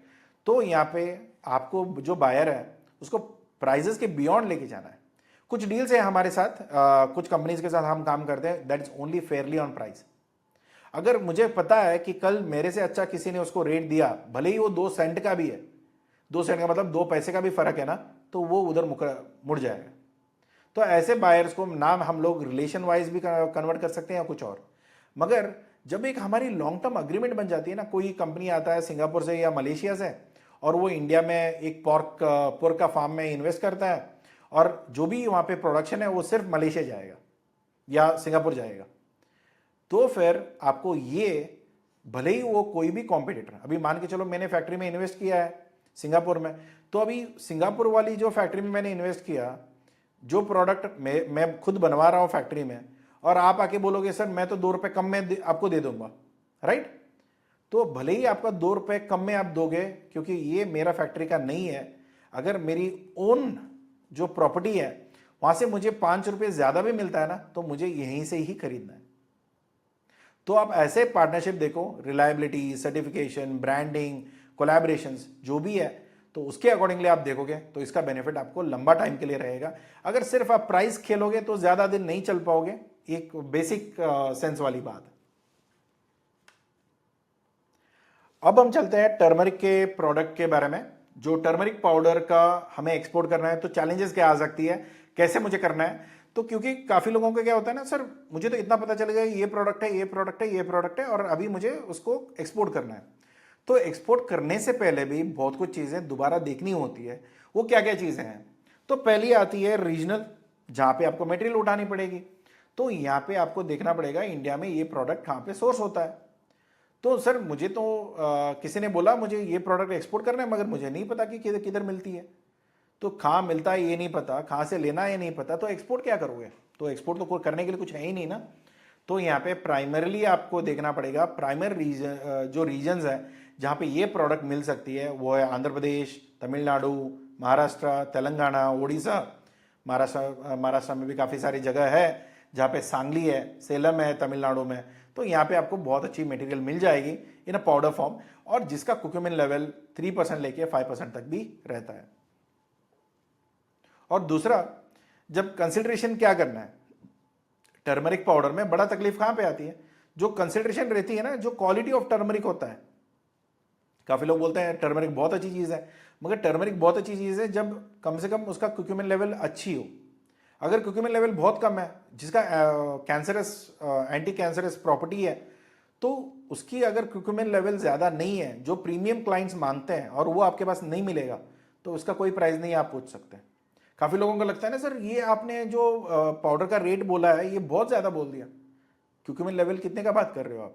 वो तो नहीं सुना आपने। आपने सिर्फ ये बोला कि सर टर्मरिक पाउडर का रेट आपने ज्यादा बोल दिया। टर्मरिक पाउडर का रेट डिफाइन होता है उसका कंटेंट के ऊपर, जो होता है क्रुकुमिन। अगर ये कंटेंट उसका कम है तो फिर उसका प्राइस भी कम है, अगर ये कंटेंट उसका ज्यादा है तो प्रीमियम प्राइस आपको मिलेगी। ये आपको फार्मास्यूटिकल में भी काम आएगा, ये एफएमसीजी में भी काम आएगा, और ये काफी कुछ चीजें हेल्थ, जो हेल्थ इंडस्ट्री है वहां पे भी काम आएगा।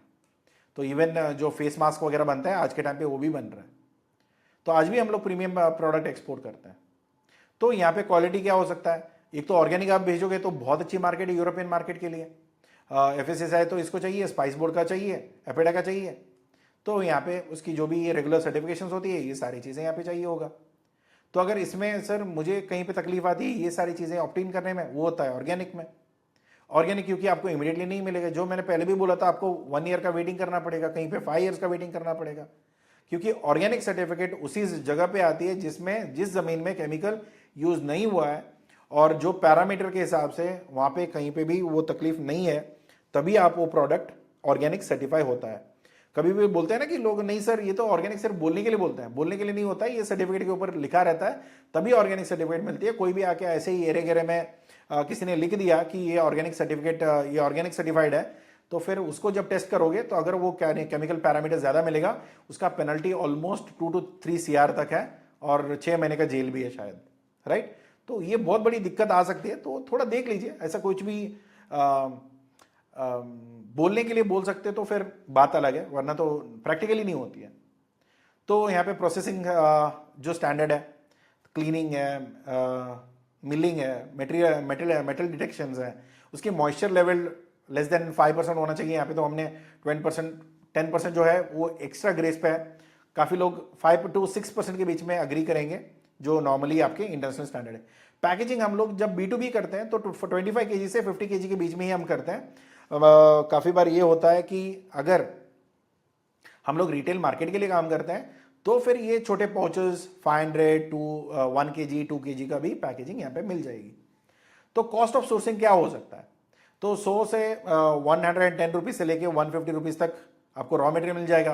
प्रोसेसिंग आप देख लीजिए, फिर पैकेजिंग एंड लेबलिंग, फिर उसका लोकल लॉजिस्टिक्स, कंप्लायंसेस और ओवरहेड, और फिर उसका लैंडिंग प्राइस। तो लैंडिंग प्राइस क्या होना चाहिए?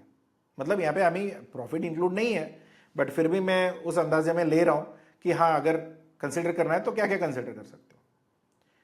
तो यहाँ पे मार्जिन एंड प्रॉफिट प्राइसिंग में आप पहले ये देख लोगे कि इंटरनेशनल मार्केट में क्या चल रहा है। तो बल्क टर्मरिक पाउडर होलसेल में जो जाता है 2.8 से लेके 4.5 पर केजी, डिपेंड करेगा ऑब्वियसली क्योंकि परसेंटेज के ऊपर, ओरिजिन के ऊपर, ऑर्गेनिक सर्टिफिकेशन है या नहीं है। और दूसरा, ऑर्गेनिक का अगर आप देखोगे तो 6 to 12 का डॉलर्स पर केजी आपको यहाँ पे मिल जाएगा, अगर ये ब्रांडिंग और पैकेजिंग आप देख रहे हो। देखो यहाँ पे प्राइजेस की जो भी कमेंट है ना, जो काफ़ी लोग देते भी हैं, तो अपना ज्ञान अपने पास रखिए। क्योंकि क्या होता है ना, काफ़ी लोगों को बेसिक जब कुछ भी काम ही नहीं किया उन्होंने एक्सपोर्ट में, तो उनको कभी ये लगता है कि सर ये प्राइसेस, मेरी टीम मुझे बोलती है सर आपने ये प्राइस बोला था, मेरे एक क्लाइंट ने फोन किया, उन्होंने बोला ये प्राइस तो है ही नहीं मार्केट में। यहां पे जो भी प्राइसेस आते हैं ना, ये हम जिम्मेदारी से बोलते हैं, ये सारे प्राइसेस हम खुद ऑलरेडी कर रहे हैं। अगर आपको ऐसे कुछ वेरीफाई करना है तो ऑफिस आ जाइए, उसका जो फीस है वो पे कर दीजिए, आप पूरी हमारी जो शिपिंग डॉक्यूमेंट है वो आके चेक कर लीजिए, तो आपको पता चल जाएगा किधर कितने में हमने एक्सपोर्ट किया है, कितने में एक्सपोर्ट हुआ है, और किसमें कितने मार्जिन हमने निकाला हुआ है, ये भी आपको पता चल जाएगा। काफी लोग बोलते हैं, हम लोग जिम्मेदारी के साथ बोलते हैं, ये फर्क है, राइट। तो यहाँ पे ऑर्गेनिक में आपको 6 से 12 डॉलर के बीच में, 12 डॉलर बोल रहा हूँ, 12 रुपए नहीं है, थोड़ा ध्यान से सुन लीजिए। तो मार्जिन यहाँ पे एनालिसिस जब करना होता है ना, केजी हो गया, बल्क एक्सपोर्ट हो गया, तो यहाँ पे क्या होता है कि एफओबी प्राइसिंग $2 मिनिमम, तो ये आप पकड़ के चल सकते हो फॉर अ होलसेल प्राइस के लिए। कौन सी मार्केट है ये भी डिपेंड करेगा, क्योंकि $2 एफओबी प्राइसेस नहीं है नॉर्मली, मगर मार्केट अगर बहुत सस्ता है, लो ग्रेड है, क्योंकि लेवल बहुत कम है, तो फिर ये $2 का भी सेलिंग वैल्यू निकल सकता है।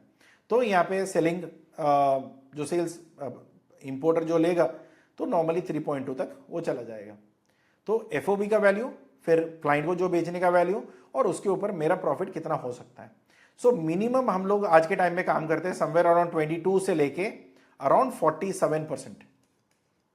ये टर्मरिक पाउडर का मैं बता रहा हूं, टर्मरिक रॉ फिंगर्स का नहीं बता रहा हूं, ये सिर्फ टर्मरिक पाउडर के लिए बता रहा हूं।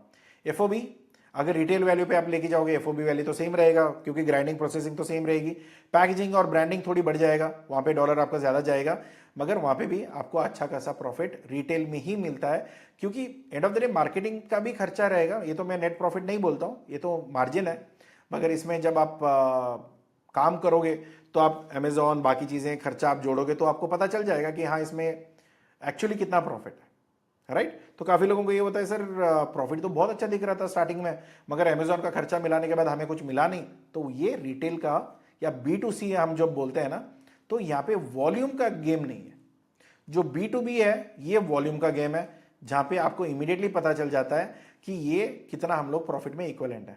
मगर यहाँ पे क्या होता है B2C में, तो ये जो है ना, आप स्टोर करोगे, अमेजॉन को पैसा दोगे, सब्सक्रिप्शन करोगे, फिर वहां पे अमेजॉन में ऐड चलाओगे, सब कुछ करने के बाद एंड ऑफ द डे आपका वेयर हाउस का खर्चा सब कुछ हटाने के बाद, अगर काफी बार ये होता है कि जो लगता था कि प्रॉफिटेबल है वो नेगेटिव में चला जाता है, राइट। तो ये थोड़ा आपको ध्यान में रखना है। तो यहाँ पे की चैलेंजेस क्या है आज के टाइम पे, जो मैंने पहले भी बोला था कि सर सब क्वालिटी के बारे में बात करते हैं, मगर आज भी हमारी मटेरियल रिजेक्ट हुआ है जस्ट बिकॉज ऑफ ये चीजें। क्यों? एक हमारे महाराष्ट्र के जो पार्टनर है, तो उन्होंने किसी तमिलनाडु कंपनी को काम दिया था, क्योंकि वो तो मर्चेंट ट्रेडर है ना, उनका खुद का नहीं है, तो फैक्ट्री है तमिलनाडु में। तो उन्होंने क्या किया, पैसे सारे भर दिए, सब कुछ हो गया, उन्होंने प्रोडक्शन के लिए बोल दिया, तो उन्होंने स्टार्च मिक्स कर दिया टर्मरिक में। तो टर्मरिक में जब स्टार्च मिक्स होती है, चलो आपके अभी जो डब्बे में है घर में जो आप इस्तेमाल कर रहे हो, उसमें भी नहीं पता होगा कि उसमें स्टार्च मिक्स है या नहीं है, मगर जब ये टेस्ट होती है ना लैब रिपोर्ट में, तब तो निकल के आती है पैरामीटर्स ऐसे ऐसे ऐसे है, और यहाँ पे आपका अलर्ट है, ये सब चीजें अलर्टेड है, तो ये आप नहीं ले सकते हो, ये एक्सपोर्ट नहीं कर सकते, बात खत्म। तो पूरी कंटेनर, ये तो एक्चुअली सैंपल ऑर्डर था हमारा, तो सैंपल ऑर्डर में ही धोखाधड़ी हो गई। तो क्लाइंट था, उसने बोला कि आपका सैंपल में ही गड़बड़ी आती है, तो आपके साथ क्या बिजनेस करेंगे। दो अच्छी खासी जो पोटेंशियल बायर था वो भी हमारे हाथ से चला गया। क्यों? अभी जेबी एक्सपर्ट्स का क्या प्रॉब्लम होता है कि हमें क्या होता है ना कि जेबी एक्सपर्ट्स डायरेक्टली तो एक्सपोर्ट नहीं करता है, हम लोग एक्सपोर्ट मैनेजमेंट कंपनी है, राइट। तो जब हम एक्सपोर्ट मैनेजमेंट कंपनी है, तो हम लोग जिस कंपनी से, हम जो मुंबई की कंपनी को हम लोग एक्सपोर्ट करवा रहे हैं, तो वो कंपनी का जब माल बिकेगी तो उसके ऊपर एक तो उन्होंने पहले ही भी हमें जो वन टाइम फी होता है वो देते हैं, फिर उसके बाद हमें 5% का कमीशन देते हैं। तो जब ये डील ही नहीं हुआ तो मेरा 5% भी ऑटोमेटिकली मर गया, राइट। तो मगर हमारे एग्रीमेंट में ये रहता है कि हाँ, अगर आपकी गलती की वजह से क्वालिटी में कोई कॉम्प्रोमाइज हुई है तो फिर ये आपकी गलती है, इसमें आपका डील का कॉम्पेंसेशन लेना पड़ेगा। बट ये सारी चीजें on the talk, exporter on record of record उसमें रहता है। बट स्टिल मैं ये बताता हूं कि आज भी बड़ी चैलेंजेस है ग्लोबल मार्केट में कि इंडिया के प्रोडक्ट्स में मिक्सचर्स होते हैं, मिक्स होता है या अडल्ट्रेशन होती है, तो ये आपको देखना पड़ेगा। इसका यहाँ पे क्योंकि मैं लेवल देख लीजिए, बिल्कुल अनकंसिस्टेंट है। एक बैग का क्यूकमिन लेवल 6% आता है, कुछ लेवल का 2% आता है, कुछ लेवल का 3% आता है, तो ओवरऑल मटेरियल रिजेक्टेड है, इसको नहीं ले सकता है, ये प्रॉब्लम है। तो अगर ये सॉल्व कर सकते हो, ये बड़ी प्रॉब्लम है आज के टाइम पे। आपके इंटरनेशनल बायर ये भी उठा के बोलेंगे कि सर देखो क्या है ना कि अगर कंसिस्टेंट मटेरियल नहीं आ रहा है तो हम आपको पेमेंट नहीं करेंगे, अगर रिपोर्ट में अगर कहीं पे गड़बड़ी दिखेगी तो हम ये मटेरियल नहीं लेंगे। तो ये सारी चीजें आपको देखना पड़ेगा। दूसरा सीजनल प्रोडक्ट्स हैं, कहीं ब्लैक टर्मरिक है, कुछ और टर्मरिक के बारे में अगर बात होती है तो सीजनल है, कभी मटेरियल ठीक से नहीं निकला, क्रूकमिन लेवल इतना ज़्यादा तक पहुंचा ही नहीं है, तो फिर कुछ नहीं कर सकते। तो ये सारी चीज़ें आपको देखना पड़ेगा, राइट। क्योंकि मैं कोई एग्रीकल्चर एक्सपर्ट नहीं हूँ, मैं बिजनेस एक्सपर्ट हूँ, तो बिजनेस के बारे में बात हो सकती है।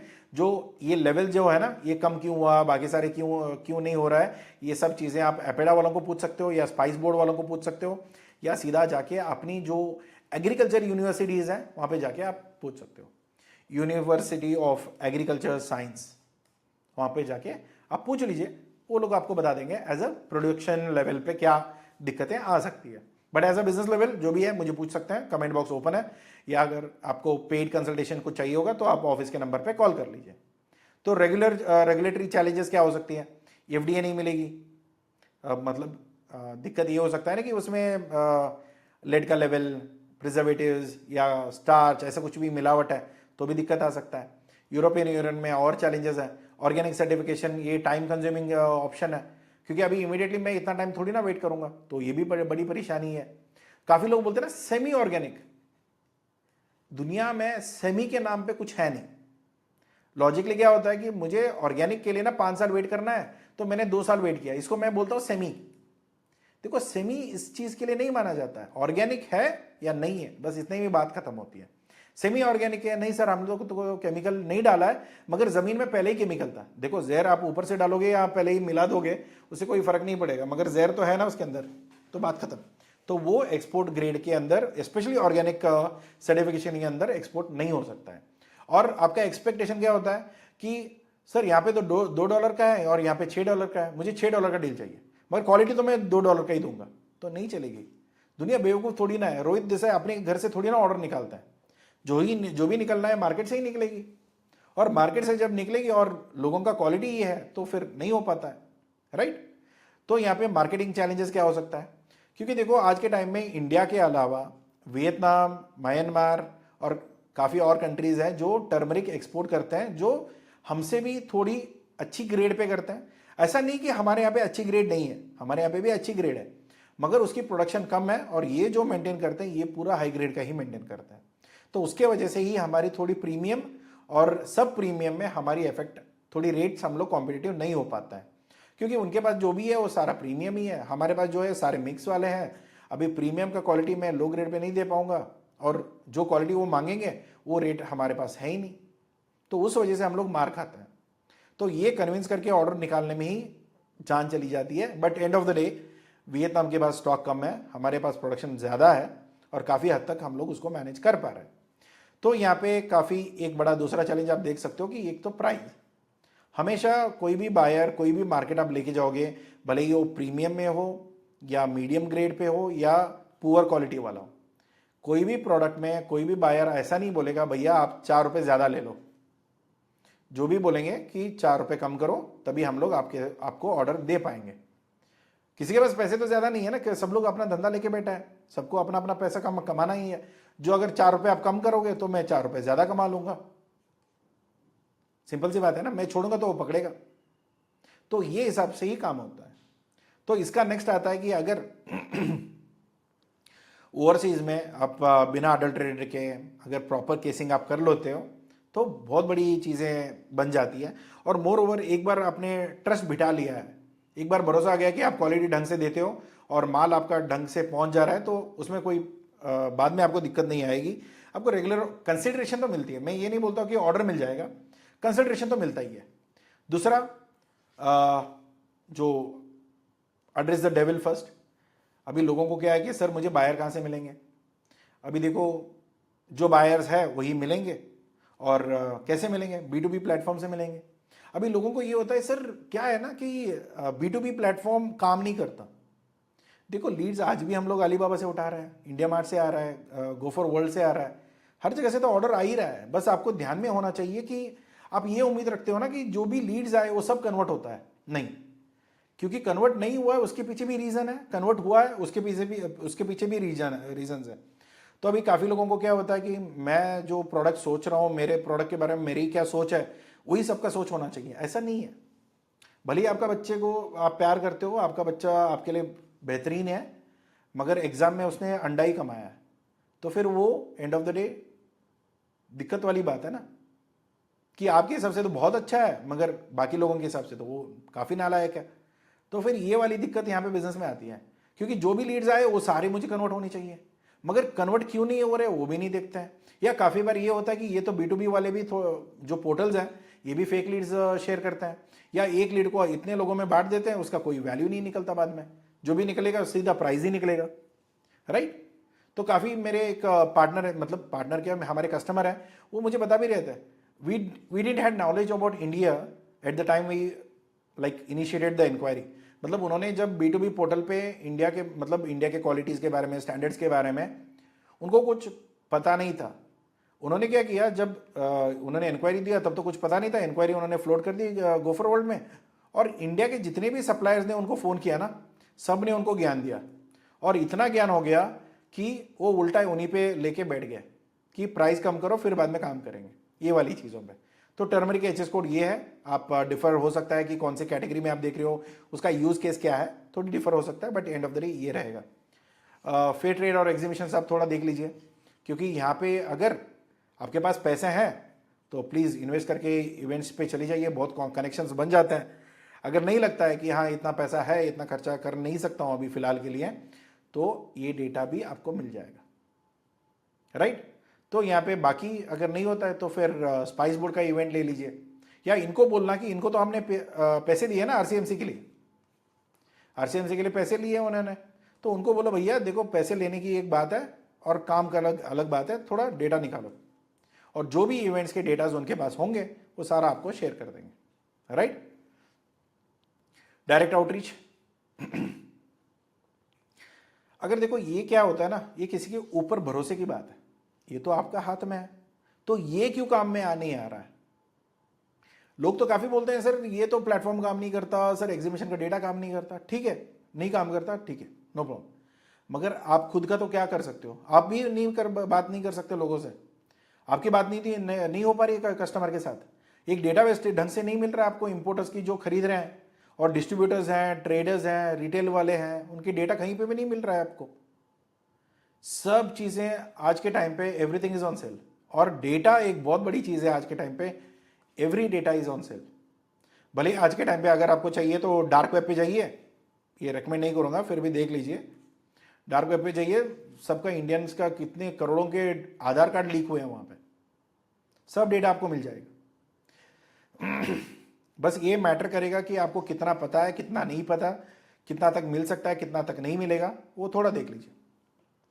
थोड़ा डार्क वेब के बारे में थोड़ा ध्यान रखिए कि अगर कुछ भी गड़बड़ हुआ तो आपका अकाउंट ही हैक हो जाएगा, ठीक है। तो लिंक्डइन लीड जनरेशन है, तो लिंक्डइन तो लेजिट वाला है ना, तो यहाँ पे तो माइक्रोसॉफ्ट वाले तो नहीं बोलेंगे या लिंक्डइन वाले नहीं बोलेंगे आपको कि हम लोग यहाँ पे लीड दे रहे हैं। आप जिससे चाहिए बात करो, कनेक्ट करो, उनको बोलो कि आप क्या करते हो, फिर उनको इंटरेस्ट क्रिएट करो, फिर उनको प्रपोजल दो, उनको ऑनबोर्ड करो, डील क्लोज करो। तो यहाँ पे भी क्या परेशानी आ रही है, ये भी नहीं कर पा रहे हैं। देखो करना नहीं है इंडिया, अभी देखो मैं जहां तक मैं जानता हूं जितने क्लाइंट्स या ऑनलाइन के जितने भी मैंने कंसल्टेशन दिया है ना, एक कारण है सर नहीं हो पा रही है। क्यों? मेरे हिसाब से करना नहीं है, इसलिए अगर करना होता तो कम से कम 200-300 तक कनेक्शंस तो आ ही जाते हैं, और पोटेंशियल कनेक्शंस, पता है कि वो प्रोक्योरमेंट मैनेजर है, वो ऑलरेडी वो कंपनी खरीद रहा है, ये सारा डेटा अपने पास है, तो वो डेटा लेके आप एक डायरेक्टली एग्जीक्यूट कर सकते हो। मगर ये नहीं करना है ना, कारण तो सबके पास है ना, नहीं हो रहा है सर, ये नहीं हो रहा, ये नहीं हो रहा, ये काम नहीं करेगा, वो नहीं काम करेगा, मगर बताओ तो सही कौन सा काम कर रहा है। ये सब चीजें काम करता है क्योंकि मैं ये बोलता हूं, क्योंकि मेरी टीम इसी से ही ऑर्डर निकाल रहा है, और सिर्फ एक या दो कंपनी के लिए हम लोग नहीं कर रहे हैं, ये तो मल्टी कंपनी के लिए हम लोग करते हैं, क्योंकि हम तो डायरेक्टली एक्सपोर्ट तो करते नहीं है, हम एक्सपोर्ट मैनेजमेंट कंपनी है। मगर जिन भी कंपनी के साथ जुड़ के जो लोग हमारे भरोसे पे ऑर्डर के लिए वेट करते हैं, तो उनके लिए तो रेगुलर शिपमेंट हो ही रहा है। और क्वालिटी एक रिस्पॉन्सिबिलिटी होती है उनकी, बाकी सारी चीज़ें हम ही रिस्पॉन्सिबिलिटी देते हैं और सारी चीज़ें हमारी जिम्मेदारी पे काम हो रहा है। तो ये बहुत बड़ी चीज़ होती है। तो बाकी चीज़ें देखो, आप कोलैबोरेशन ले लो या एक्सपोर्ट ट्रेड पार्टनर्स हैं, अभी भी हमारे ईरान और इराक में भी काम होता है। काफ़ी लोग बोलते हैं सर ये तो मार्केट मरे हुए हैं, नहीं, हमारे लिए तो बहुत अच्छी काम चल रहा है। बस वही है कि लोगों के नज़रिया में क्या है कि सर अभी तालिबान है, अफगानिस्तान ख़त्म हो गया, नहीं, वहाँ पे लोग हैं, जी रहे हैं, वो खा रहे हैं, वो पी रहे हैं, वो पार्टी भी कर रहे हैं, सब कुछ है वहाँ पे।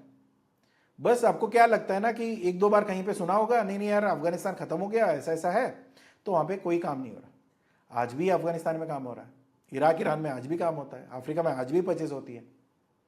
तो ये चीज़ें पता होना चाहिए। काफ़ी लोगों को क्या होता है ना, रीज़न दे के छोड़ देते हैं तो फिर बात दूसरी बनती है, वरना फिर कोई मतलब नहीं है, राइट। तो यहाँ पे आप देख सकते हो कि एक ऑर्डर एग्जीक्यूशन में क्या क्या काम आएगा। एक तो ये बेसिक चीज़ें तो आप कर लोगे।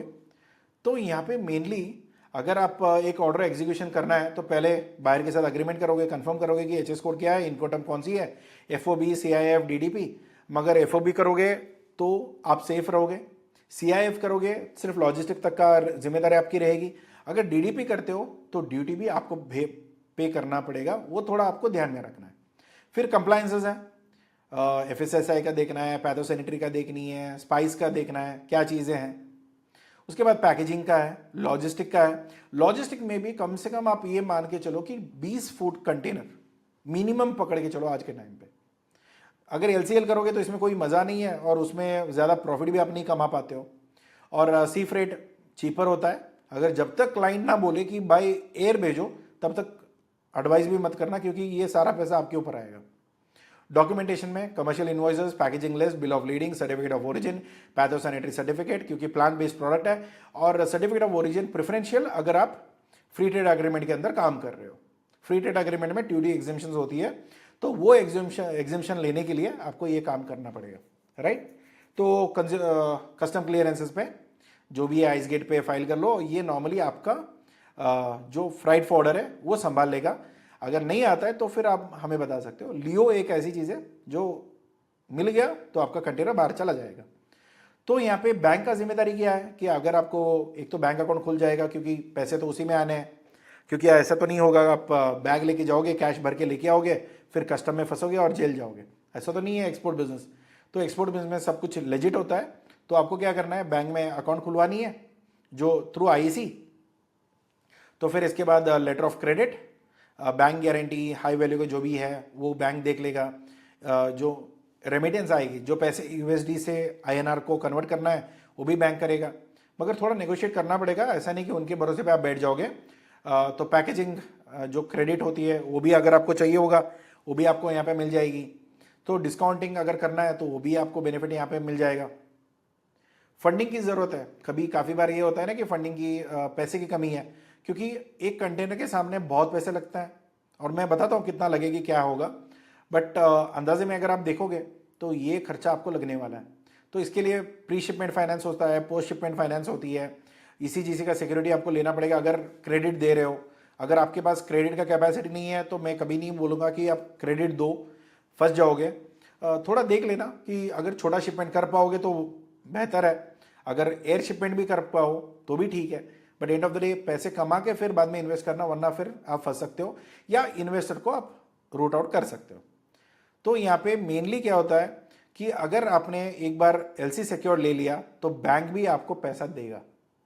तो प्रैक्टिकली आपके जो एलसी होती है ना, जो कॉपी होता है, तो अगर आपने ट्रांजैक्शन सब कुछ ठीक है तो बैंक को आप भरोसा दिला पाते हो कि आप लेजिट कंपनी हो, आप प्रॉपरली कर सकते हो, तो फिर आपका एग्जीक्यूशन हो सकता है। तो यहाँ पे एंड टू एंड फ्लो जो होता है ना, जब आपको कोई भी ऑर्डर उठाना है तो आपको एग्जैक्टली काम कैसे करना है। तो यहाँ पे एंड टू एंड फ्लो में सोर्स टर्मरिक अगर आपको सोर्स करनी है या उसको पाउडर करवाना है, फिर उसके बाद लैब टेस्टिंग करनी है, फिर उसको पैक करना है। अगर लैब टेस्टिंग बाद में करोगे तो पैकिंग फोड़नी पड़ेगी अगर कोई गड़बड़ी है तो प्लीज़ आप जहाँ पे भी सोर्स करते हो थोड़ा देख लेना मिल कैसा है, विजिट करके आइए, पाउडर लेके आइए, सबमिट लैब को सेंड करिए। वहाँ की जो लैब रिपोर्ट आती है उसी को ही आपको अपने बायर को देना पड़ेगा। अगर उसमें कोई गड़बड़ी होती है तो सप्लायर के साथ अग्रीमेंट में ये रखना है कि जो रिपोर्ट आपने पहले दिया था उसी के अकॉर्डिंगली सारा होना चाहिए, वरना फिर ऑर्डर कैंसिल होगी और बाकी चीज़ें कॉन्सिक्वेंसेस जो भी रहेगा वो आपको फेस करना पड़ेगा। तो यहाँ पे ऑर्डर मिल जाएगा, एलसी का कंफर्मेशन मिल जाएगी, पेमेंट हम अगर आप एलसी कर रहे हो, एडवांस मिल रहा है तो बहुत खुशी की बात है। अगर क्रेडिट आ रहा है थोड़ा दुबई से संभाल के रहिए, ये सारे जितने इंडियंस है, पाकिस्तानी है, श्रीलंकन है, थोड़ा संभाल के रहिए वरना बहुत बुरी हाल पे आपका गड़बड़ हो सकता है। बांग्लादेशी, पाकिस्तान, इंडिया और श्रीलंका वाले, ठीक है। तो यहाँ पे दूसरा जो भी डॉक्यूमेंटेशन चाहिए वो लगेगी और कस्टम क्लियरेंसेस, फिर बाद में शिपमेंट, फिर बायर को मटेरियल रिसीव हो जाएगा, पेमेंट रियलाइजेशन हो जाएगी, मतलब पैसे जो आने चाहिए थे वो आ गए, फिर बाद में जो भी बायर है उसके साथ रिपीट आप ऑर्डर एग्जीक्यूट करोगे, राइट। तो यहाँ पे इसमें कहीं पे डाउट है या कुछ भी कंफ्यूजन है आप प्लीज़ पूछ सकते हैं कमेंट बॉक्स में। अगर आपको पेड कंसल्टेशन चाहिए होगा या कोई और मदद चाहिए होगा तो प्लीज़ ऑफिस के नंबर पे आप कांटेक्ट करिए। नंबर आपको गूगल में भी मिल जाएगा या डिस्क्रिप्शन में भी मिल जाएगा। तो बॉटम लाइन पे यहाँ पे अगर मैं बोलूँ तो करीब करीब 30 से 40% के बीच में अगर आप बल्क में काम करते हो तो इतना मिल जाएगा। अगर पैकिंग पे आप लेके जाते हो, कौन से ब्रांड के लिए आप करते हो, वहाँ पे भी आपको फर्क पड़ेगा कि मार्केटिंग का कॉस्ट भी थोड़ा ज़्यादा होता है। तो यहाँ पे बड़ी हजल होता है क्वालिटी कंसिस्टेंसी पे, सर्टिफिकेट पे और कॉम्पिटिटिव प्राइसिंग पे। अगर सर्टिफिकेशन है प्राइसिंग नहीं मिलेगी, प्राइसिंग है तो कंसिस्टेंसी नहीं है, तो एक ना एक गड़बड़ी होती है। ये तीनों इकट्ठा चलना चाहिए तभी आपका बिजनेस बनेगा, वरना फिर आपका मटेरियल रिजेक्ट हो जाएगा तो फिर आपका पैसे फंस जाएंगे। तो यहाँ पे बैंक आपको डिस्काउंटिंग हो सकता है, पैकेजिंग मतलब प्री लोन भी मिल जाएगी, पैकेजिंग लोन आपको मिल जाएगा, ये सब चीज़ें आप देख सकते हो। तो स्ट्रैटेजी पे बल्क में शुरू करो, पहले भरोसा जीत लो, आपको पता लग जाएगा कि कौन से मार्केट से ऑर्डर आ रहे हैं। अभी भी मैं बोल रहा हूँ, अगर आपको एक्सपोर्ट नहीं किया है, अगर आपको एक्सपोर्ट करना है, आपको मटेरियल बाहर बिकेगा या नहीं बिकेगा ये भी टेस्ट करनी है, जेबी एक्सपर्ट्स इसमें मदद कर सकता है। हम लोग डायरेक्टली आपके नाम पे एक्सपोर्ट तो नहीं करेंगे, एक्सपोर्टर ऑफ रिकॉर्ड प्लान पे आपसे मटेरियल लेके हम लोग एक्सपोर्ट करेंगे। उसमें आपको पता चल जाएगा कि आप कम से कम आपका प्रोडक्ट एक्सपोर्ट क्वालिटी का है भी या नहीं।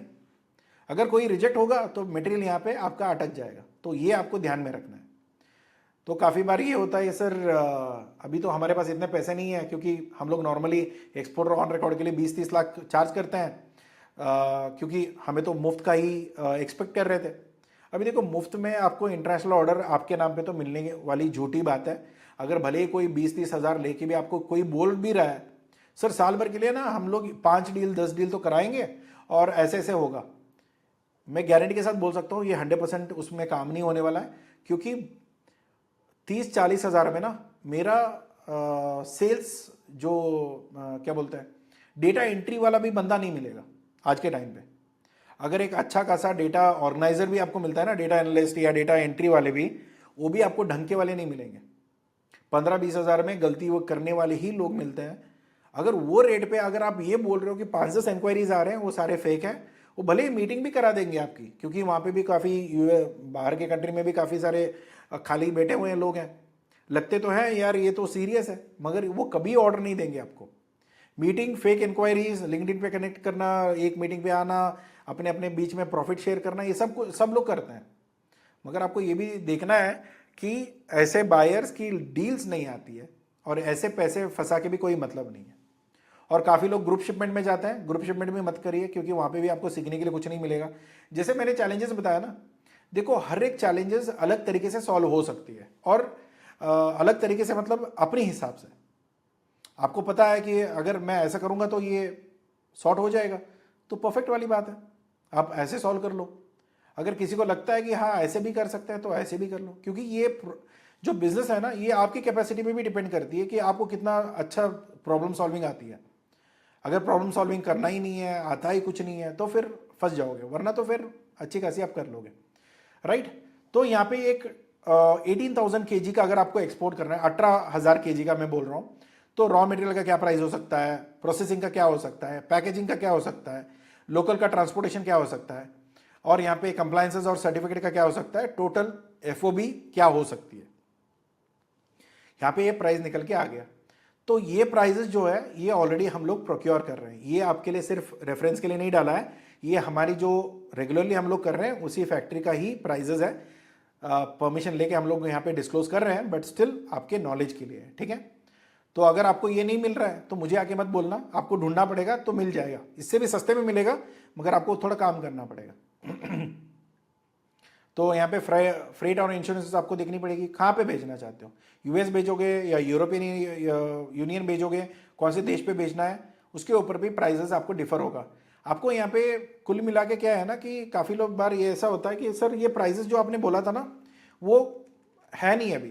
देखो ये प्राइजेस बदल सकता है, क्योंकि ये कोई कंसिस्टेंट ऐसा नहीं है कि ऐसे ही करना है और आज का जो प्राइजेस है यही ज़िंदगी भर के लिए प्राइजेस आपको मिलेगी।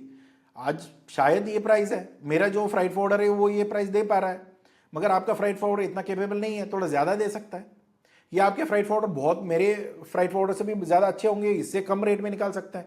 ऑप्शन सब है, ट्राई करोगे तो आपको पता चल जाएगा, आप उसके हिसाब से देख के आप अपना काम कर सकते हो। इंश्योरेंस भी कम हो सकता है, डिपेंड करेगा कि कौन सी इंश्योरेंस आप ले रहे हो। फिर उसके बाद फ्रेट फॉरवर्डर सीआईएफ प्राइस के लिए एफओबी प्राइस, फ्रेट और इंश्योरेंस मिला लोगे तो ये प्राइस आपको निकल के आएगा। तो ये प्राइस आपका सीआईएफ प्राइस हो गया। तो मैं क्या सिर्फ सीआईएफ प्राइस करने के लिए बैठा हूँ, वरना तो मेरा प्रॉफिट ही नहीं है। मेरा सेलिंग प्राइस है $3 पर केजी। अगर उस हिसाब से अगर आप देखोगे तो ये अराउंड 45 लाख का ट्रेड हो जाता है। सो 18,000 इंटू 3 आप कर लोगे तो ऑटोमेटिकली ये $54,000 का है। इसको मल्टीप्लाई करिए अराउंड 86 और 87 या कुछ भी नंबर, तो आपको करीब करीब 46-45 के इर्द गिर्द में ही आपको प्राइजेस मिल जाएगा। जो भी कन्वर्शन रेट है उसको अकॉर्डिंगली आप कन्वर्ट करके देख लीजिए। तो सीआईएफ प्राइस उसको माइनस करिए, बाकी जो बचा है वो ग्रॉस प्रॉफिट है। मैं नेट प्रॉफिट और ग्रॉस प्रॉफिट में फर्क बता रहा हूँ। काफ़ी लोग क्या बोलते हैं, सर प्रॉफिट कितनी हो सकती है, हम बोलते थे कि 40-50% होता है। बाद में जब अग्रीमेंट हो जाती है, डील क्लोज होता है, सर आपने बोला था 40-50%, मगर यहाँ पे तो हमें 15% बचा है। 15% आपका नेट प्रॉफिट है, मतलब जो सारा खर्चा ऊपर का जितना भी है, अपना करेंसी मतलब बिजली का, लेबर का, उसका इसका सब का हटा के, इंक्लूडिंग बैंक का जो लोन लिया है वो भी हटाने के बाद जो एबिटा बचता है वो आपका नेट 15 to 20% के बीच में फॉल करेगा। तो ये 40-50% जो होता है ना, ये बहुत बड़ी नंबर होती है, मगर वो ग्रॉस होता है, वो आपको ध्यान में रखना है। प्रॉफिट मार्जिन तो इतना ही है, इसमें कोई गलती नहीं है, हम तो कुछ गलत नहीं बता रहे, but end of the day profit में भी बहुत सारे प्रॉफिट्स हैं, मार्जिन में भी बहुत सारे मार्जिन होते हैं। तो आपको पता होना चाहिए कि कौन सा मार्जिन किस चीज का है। ग्रॉस प्रॉफिट है, नेट प्रॉफिट है, बिफोर टैक्सेशन है, आफ्टर टैक्सेशन है, आफ्टर जो हम लोग एबिटा बोलते हैं, लाइक तो ये सारे जब आप एबिटा कैलकुलेट करते हो उसमें सारे आपके बैंक्स के खर्चे निकल जाते हैं, डिप्रिसिएशन और एमिटाइजेशन। तो यहाँ पे क्या होता है कि आप जितने भी मटेरियल्स खरीदे होंगे उसका भी वैल्यू गिरा होगा, तो वो सारी चीज़ें कैलकुलेट होती है। तो ये सब करने के बाद आपको एक टोटल नंबर निकल के आएगा, तब आप बोल सकते हो कि हाँ ये मेरा नेट मतलब एबिटा है, तो ये मेरा टोटल प्रॉफिट है। तो काफ़ी बार वो कैलकुलेट करना भी थोड़ी लॉजिक वाला काम है, तो नॉर्मली आपका सीए करके देगा अगर आपने सीए ढंग का रखा है तो यहाँ पे समरी में अगर मैं बोलूँ तो वर्किंग कैपिटल यहाँ पे 23 से 25 लाख आपको मिनिमम लगेगा। एफओबी इनिशियली अगर आप शुरू कर रहे हो तो आपको बैंक ज़्यादा सपोर्ट नहीं कर पाएगा, मगर आपका प्रोफाइल अच्छा है, आप 4-5 शिपमेंट बहुत अच्छा कर रहे हो, 1 साल 2 साल हो गया है, तो फिर आपको टर्नओवर ट्रांजैक्शन के ऊपर अच्छी खासी रेवेन्यू आपको मिल जाएगी। क्योंकि आप यहाँ पे स्पेंड कितना कर रहे हो 25 लाख, कमा कितने रहे हो 45 लाख, इसके बीच का जो डिफरेंस है वो आपका प्रॉफिट है। तो ये जो भी प्राइजेस है ना, तो ये बैंक भी मॉनिटर करता है और सब लोग मॉनिटर करते हैं। फिर बोल भी सकते हैं ना कि अगर ऐसा है कि अगर इतना टर्नओवर हमारी हो रही है तो फिर हमें लोन का भी बेनिफिट चाहिए होगा, तो वो बेनिफिट सारे आपको यहाँ पे मिल जाएंगे। तो इसमें कहीं पे भी आपको कोई भी डाउट है या कोई भी चीज़ आपको पूछना है तो आप प्लीज़ कमेंट बॉक्स यूज़ कर सकते हैं। और अगर ये डॉक्यूमेंट आपको डाउनलोड करना है तो यहाँ पे आप rohitdesai.in पे जा सकते हैं। यहाँ पे डिजिटल प्रोडक्ट पे क्लिक करिए। अगर आपने लॉगिन नहीं किया है तो लॉगिन कर लीजिए, रजिस्टर कर लीजिए। तो यहाँ पे ये पूरी जो डॉक्यूमेंट है ना, जो मैंने अभी प्रेजेंटेशन में यूज़ किया था, क्योंकि काफ़ी लोगों को मैंने देखा है कि ये रिक्वेस्ट आ रहा है, सर आपने जो डॉक्यूमेंट रेफर किया है प्लीज़ वो हमें शेयर करिए। तो वो सारे डॉक्यूमेंट्स यहाँ पे डिजिटल पे रहते ही हैं। तो फिर भी आपको लगता है कि यहाँ कुछ एडिशनल डॉक्यूमेंट चाहिए होगा, कोई रिसर्च पेपर चाहिए होगा, तो आप यहाँ पे आके परचेस कर सकते हैं। तो यहाँ पे आप पे करके आप डाउनलोड कर लीजिए, तो ये आपको मिल जाएगा। अगर वरना क्या है कि पैसे बचाने हैं तो फिर स्क्रीनशॉट ले लीजिए, फिर काम शुरू कर लीजिए, ठीक है। तो मिलते हैं अगले वीडियो में। अगर कोई डाउट है तो प्लीज़ कमेंट बॉक्स यूज़ करिए। हम लोग normally every Wednesday of the week हम लोग रेस्पॉन्ड करते हैं टू द कमेंट्स। तो हर दिन रिप्लाई नहीं करते, तो बुरा मत मानिए कि अगर आपका कमेंट पे रेस्पॉन्स नहीं आया तो एवरी वेडनेसडे आपको वेट करना पड़ेगा to get a respond back to it. Okay, तो मिलते हैं अगले वीडियो में। Thank you so much for watching this. अगर कोई डाउट्स है तो प्लीज़ कमेंट बॉक्स पे डालिए।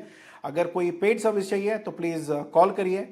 एक्सपोर्टर ऑफ रिकॉर्ड के लिए तो आपको लिंक मेरी वेबसाइट में मिल जाएगा, तो वहाँ पे जाके आप फॉर्म फिल कर सकते हैं। तो एक बार मैं बता भी देता हूँ, अगर आपको exporter of the record interested हो। काफ़ी लोगों को क्या है ना कि आज भी नंबर ढूंढना नहीं आता है, तो अगर यहाँ पे जेबी एक्सपर्ट्स आप सर्च भी करोगे तो यहाँ पे कॉल ऑप्शन है, तो यहाँ पे आप क्लिक करोगे तो हमारी नंबर यहाँ पे मिल जाएगा। और दूसरा, अगर वेबसाइट विजिट करोगे तो यहाँ पे नीचे फॉर्म आपको मिल जाएगा। ये वाले फॉर्म में ना आप सारा डिटेल्स फिलअप करिए, और यहाँ पे जो आप देख रहे हो ना, तो यहाँ पे एक्सपोर्टर ऑफ द रिकॉर्ड में आपका पैसा कुछ नहीं लगने वाला है। आप रजिस्टर करो, फिर बाद में जो मैं आपकी जो प्रोडक्ट है उसके बारे में डिटेल्स दे दीजिए, तो फिर उसके अकॉर्डिंगली जो भी इंक्वायरीज आती है वो आपको थ्रू ईमेल या व्हाट्सएप आ जाएगा, या आपको कहीं पे कोई मदद चाहिए होगा तो वो भी यहाँ पे हो जाएगा। मगर यहाँ पे एक पेमेंट टर्म है, क्योंकि एक्सपोर्टर ऑफ द रिकॉर्ड में हम आपके नाम से एक्सपोर्ट नहीं करते हैं। यहाँ पे एक ही पेमेंट टर्म है, जो हम लोग 10 दिन के बाद, आफ्टर डिस्पैच 10 दिन के बाद ही हम लोग आपको एक पोस्ट डेट चेक तो देते हैं, मगर वो पेमेंट आपको 10 दिन के बाद मिलेगा, इमीडिएटली नहीं मिलेगी। हम लोग एडवांस नहीं देते हैं, क्योंकि इसी के हिसाब से ही हमारी एग्रीमेंट हो रखी होती है। ऑर्डर्स आपको मिलेंगे, इसका मतलब ये नहीं है कि आपके नाम पे एक्सपोर्ट होगा। एक्सपोर्टर ऑफ द रिकॉर्ड का मतलब आपके नाम पे एक्सपोर्ट नहीं हो रहा है। अगर आपको पेड करना है तो एक्सपोर्टर ऑन रिकॉर्ड प्लान है, जिसमें करीब करीब 10 लाख से लेके 30 लाख तक का साल भर का खर्चा है। तो आपको एक बार मीटिंग बुक कर लीजिए, आपको पता चल जाएगा। अगर ऐसा कुछ भी है, तो अगर आप कुछ भी और चीज़ें देख रहे हैं तो फिर डायरेक्टली आप हमारे ऑफिस के नंबर पे भी बात कर सकते हैं या ईमेल कर सकते हैं, सो दैट आपको जो भी मदद चाहिए होगा वो आप सबको मिल जाएगा। ठीक है, तो नॉर्मली मैं बैंगलोर में बैठता हूँ, अगर किसी को मिलना है बैंगलोर में तो पेड कंसल्टेशन रहती है, तो उन पे भी बुक कर सकते हो।